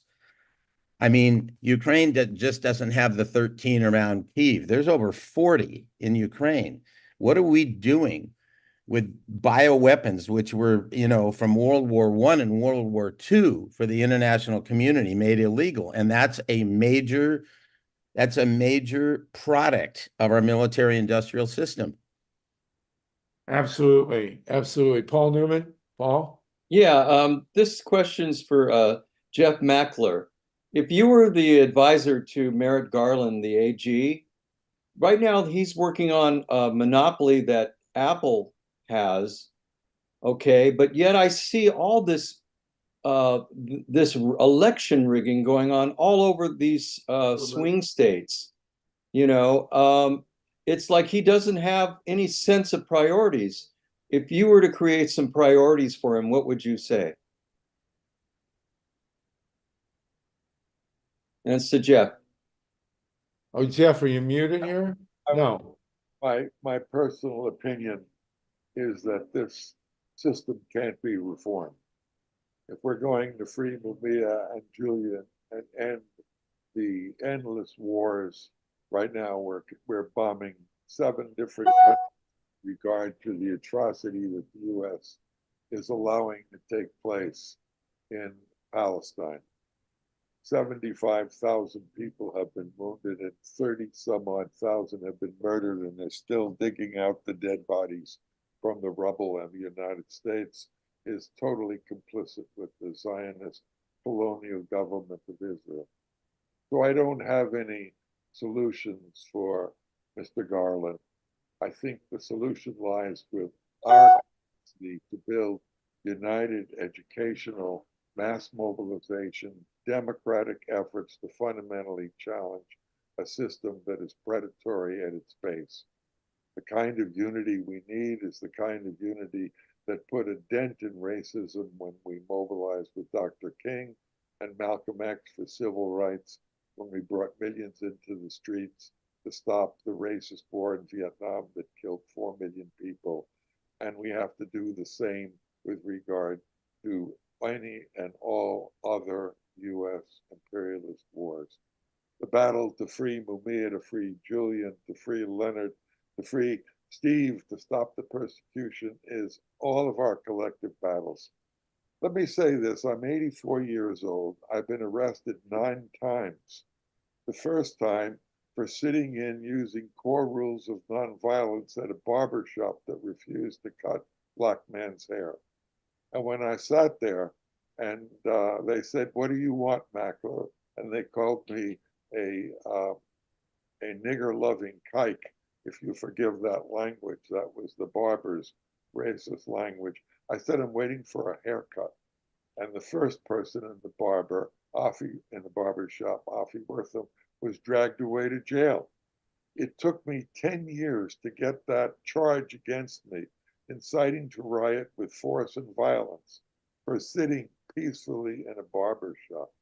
It's the same thing with all of my few civil rights, anti-war peaceful demonstrations where the cops arrested people en masse for protesting. Mass mobilization that deeply integrates itself into the aspirations for a better world for the American people, working people, revitalized unions is, in my opinion, the future, and not writing letters as much as they're sometimes necessary to elected officials. Thank you for that. Tatanka and Dorothy? Yeah, thank you, Jeff, for those comments. I would add with Merrick Garland, let's not forget that if he was doing his job, we wouldn't have Trump outrunning us in this election right now. And what we should have known all along is we really need to organize the Justice Department to do what's right. We need it now to make sure the votes are counted in Arizona, that the votes are counted in Georgia. Ray McClendon admitted 2 weeks ago when I asked him, are you certain that the votes are going to be counted in Georgia? No, he said. The GOP is stacking the system.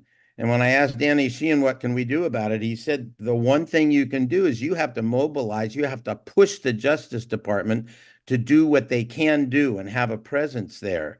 And we have very little time to do it. But that kind of mobilization that Jeff talks about is what we should know, because all of us here we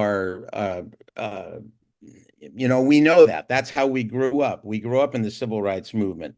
We grew up in the anti-war movement. We grew up in the women's movement and all the movements, and we need to do that right now, or we're going to lose this next election. We have to pressure the Justice Department to actually, and I believe there are crimes being committed, but even a crime about to be committed should be investigated to make sure it doesn't happen again, because there's such a pattern of it. Thank you. Thank you. Dorothy Reich? Anybody else want to get your 2 cents worth in? We're getting near the end here, so raise your hand if you want to say something before we sign off. Dorothy?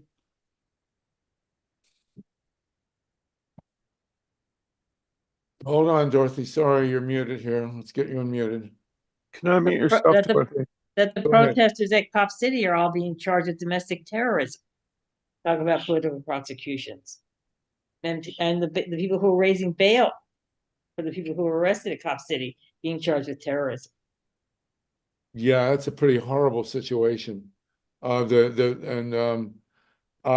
give us a quick inventory, and then I think anybody else want to speak, raise your hand, and we will let these great guests go. This is, as I suspected, a truly great discussion, really one for the ages. I'm not sure anybody's brought these four heroes together exactly like this, but it's a great thing. Wendy, tell us what the status of the prosecutions at Cop City, if you would.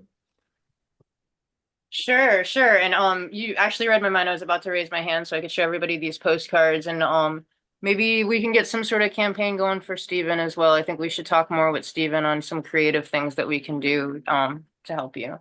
And have you remind us again before you go, like what's going on and what we can do. So Cop City, yeah, I wasn't prepared right this minute, but there's 69 Cop Cities that are planned. There's only 3 states that don't have them. I think it's oh, here we go. It's North Dakota, Vermont, and Wyoming are the 3 states. They range anywhere from $1 million to $415 million. There's 55 of them cost, or I'm sorry, $50 to $100 million. I can't read my own notes here. I'm sorry, guys, but there's some maps that show the concentrations that are obviously in more populated area. And they're designed for urban warfare. Okay. They're modeled after cities to suppress any kind of uprising. But that, I mean, if you remember Occupy, you had peaceful protesters in the street, and they would literally like unravel cages around thousands of people and put them in a paddy wagon. And in Atlanta right now, you have, I think it's 49 people, maybe more than that, all being held with RICO charges. I mean, we're talking about Tortuguita, who was murdered. He was sitting cross-legged in his tent, occupying the forest, and he had no gunshot residue on his hands, yet they shot him 57 times. This is the first climate protester murdered by police outright in the daylight. And so the people, and they refused to release the body cam footage. Some of it was accidentally released, and it showed that the cop that they claimed was the reason they shot him. They said that he claimed that he shot a trooper, which it was revealed that it was friendly fire, but they still shot him 57 times. So the people who went around flyering, telling everybody who these cops were, because the cops weren't investigating themselves, go figure, they all got charged with RICO just for flyering the names of cops. The people who were collecting their bail got arrested and I think charged with RICO as well, which is just mind-boggling that somebody collecting bail for someone else could be charged is insane. And they're all being held. And we're talking about like terrorist accusations and charges here. So people are facing death. We're just at a festival. Stephen, are you trying to say something? I'm sorry. Did you have your hand up? Did you have to go? No? Okay. So you're muted. Unmute. No, Yeah. go ahead. I just wanted to build on something super quick after you're done. Yeah, okay. All right. When you wrap, and then we'll go to Steve, and then we'll actually let people go. Wendy, was there anything else you wanted to add? Yeah, I mean, this is just what's happening right now. Yeah, I'll just say like this. So this is the repercussion for the people that are standing up for Cop City and they want to do 69 more. And keep in mind that the people of Atlanta are trying to vote on whether or not this $90 million facility is built in their backyard in their only green zone. Have 116,000 signature signed petitions that Mayor Andre Dickens will not. He's appealing to be able for people to even vote on what's going on here. So you think that this is about democracy and our safety, then you're an idiot. I'm sorry. Thank you. Thank you. Okay, Steve, if you'll give us your contacts and everything, where to get a hold of you, and Jeff Mackler, and we'll finish with Tatanka. This has been a truly remarkable session. Oh, and Vinny. Let's make the rounds. Steve, Jeff, Vinny, and Tatanka, and then we'll be done. Thank you. I'm going to say this, and I got to run, but I just want to say that to help my pardon campaign, which I would appreciate, again, go to freedonziger.com. You can sign a petition as well as donate to our fund that we're going to be using to organize against the White House. And I just want to say something about what Wendy just said about Cop City. I followed this very closely. Please be aware, everyone, of how the RICO law is being weaponized to target groups of people who engage in political activism. It was used to target me and our team in Ecuador by Chevron on the civil side. It is being used by the Attorney General of Georgia to target the entire Cop City movement in one of the most bogus cases I've ever seen. And by the way, I mean, things are bad in Georgia, but not a single prosecutor, normal prosecutor, would take this case. It's being run right out of the governor's office and the Attorney General's office. They don't know what they're doing. They're really bad lawyers, but they're using it for the obvious reason to intimidate. And I'll mention one other RICO case against Greenpeace, which is now in the courts of North Dakota, being prosecuted by the pipeline company that was building the pipeline that resulted in the Standing Rock protests.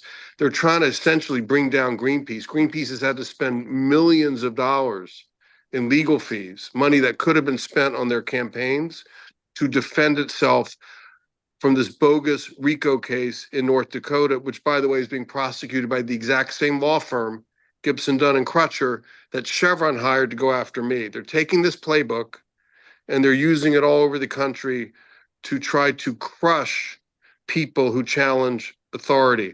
So don't get confused by the fact that Trump and his colleagues were indicted under criminal RICO by the state of Georgia. Overall, this statute is the statute of choice to be used by corporations and government entities to stifle dissent.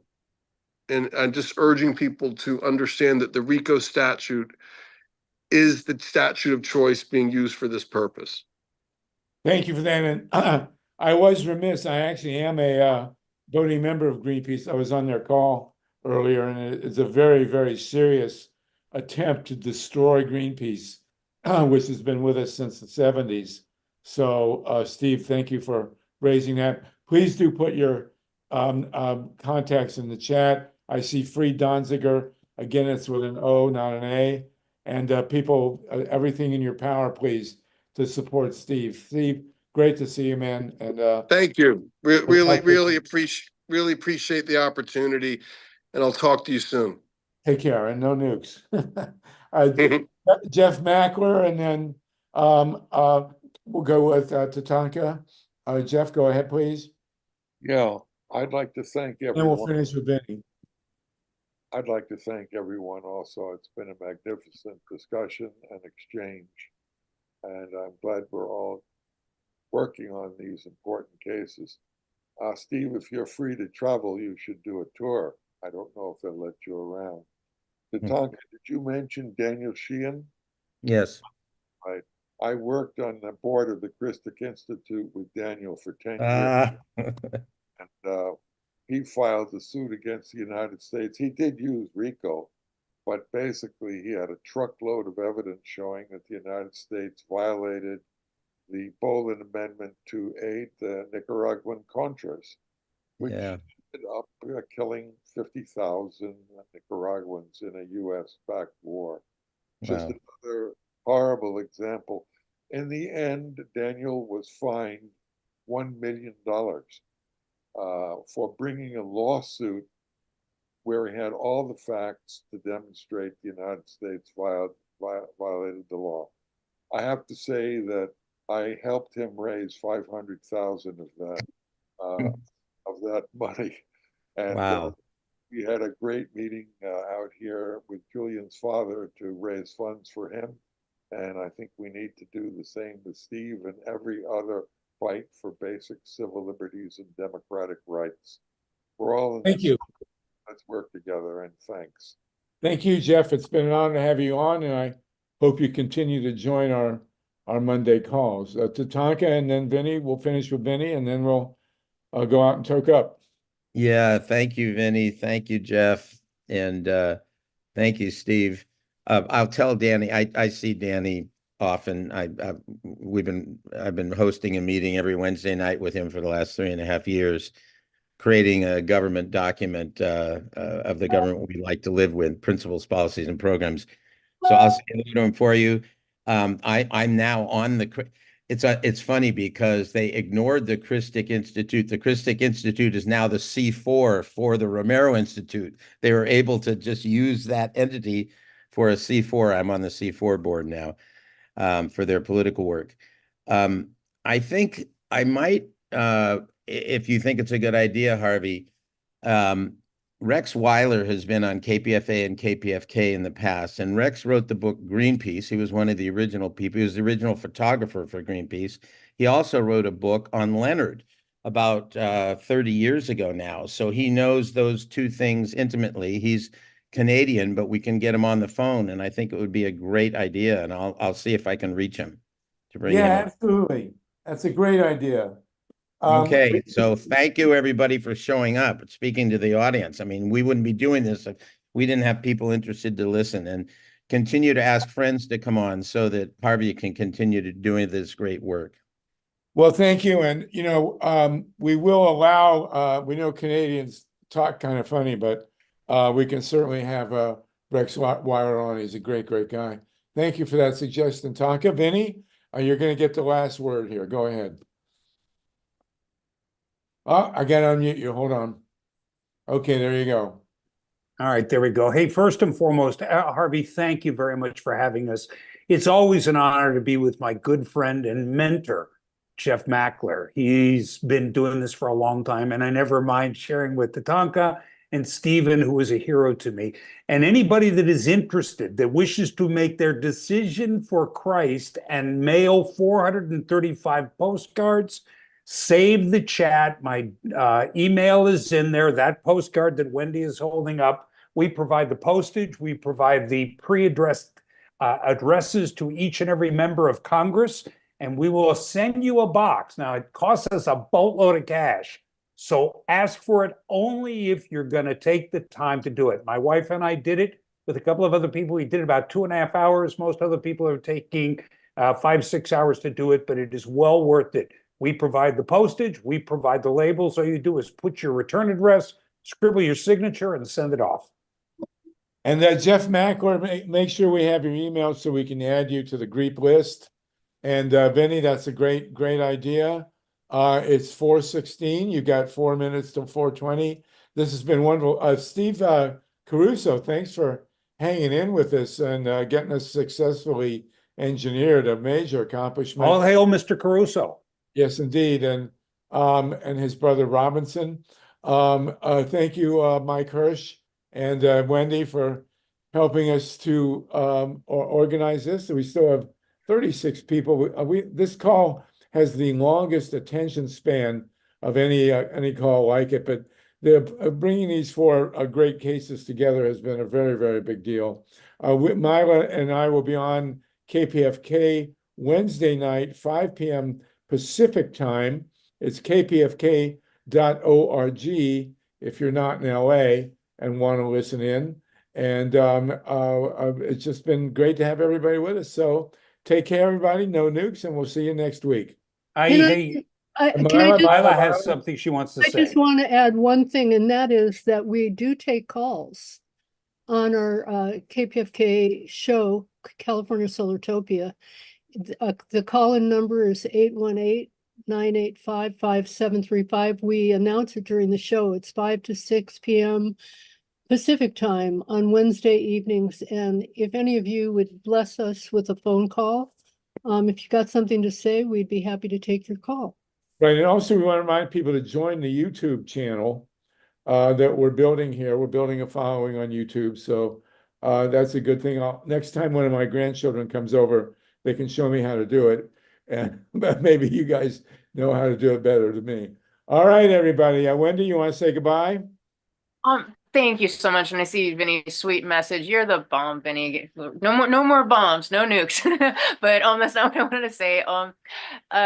I just wanted to ask everybody to go check out Gen 2024, JEN 2024, and Generational Change, the podcast that they do and the community service. And just remember, like, we need to get rid of the establishment and let the progressives come through. So please check out Gen 2024. Go to freedonziger.com, AssangeDefense.com, sign up for the postcards, follow Stella Assange, and just stay beautiful and keep talking and just be the light. Love you guys. Thank you. Right. And I want to thank RUTH STRAUSS. It's not very many Zoom calls that have a resident physician, especially one from Alabama. So it's really great, Dr. Ruth, to have you on. Tataki, you want to give a final word here? Yeah, I just want to thank John Brakey for your resilience, man, and your attitude. It's really great to see you again. And thanks, of course, for MYLA and Wendy and Steve and Mike and all the people behind the scenes. Thank you, Dorothy.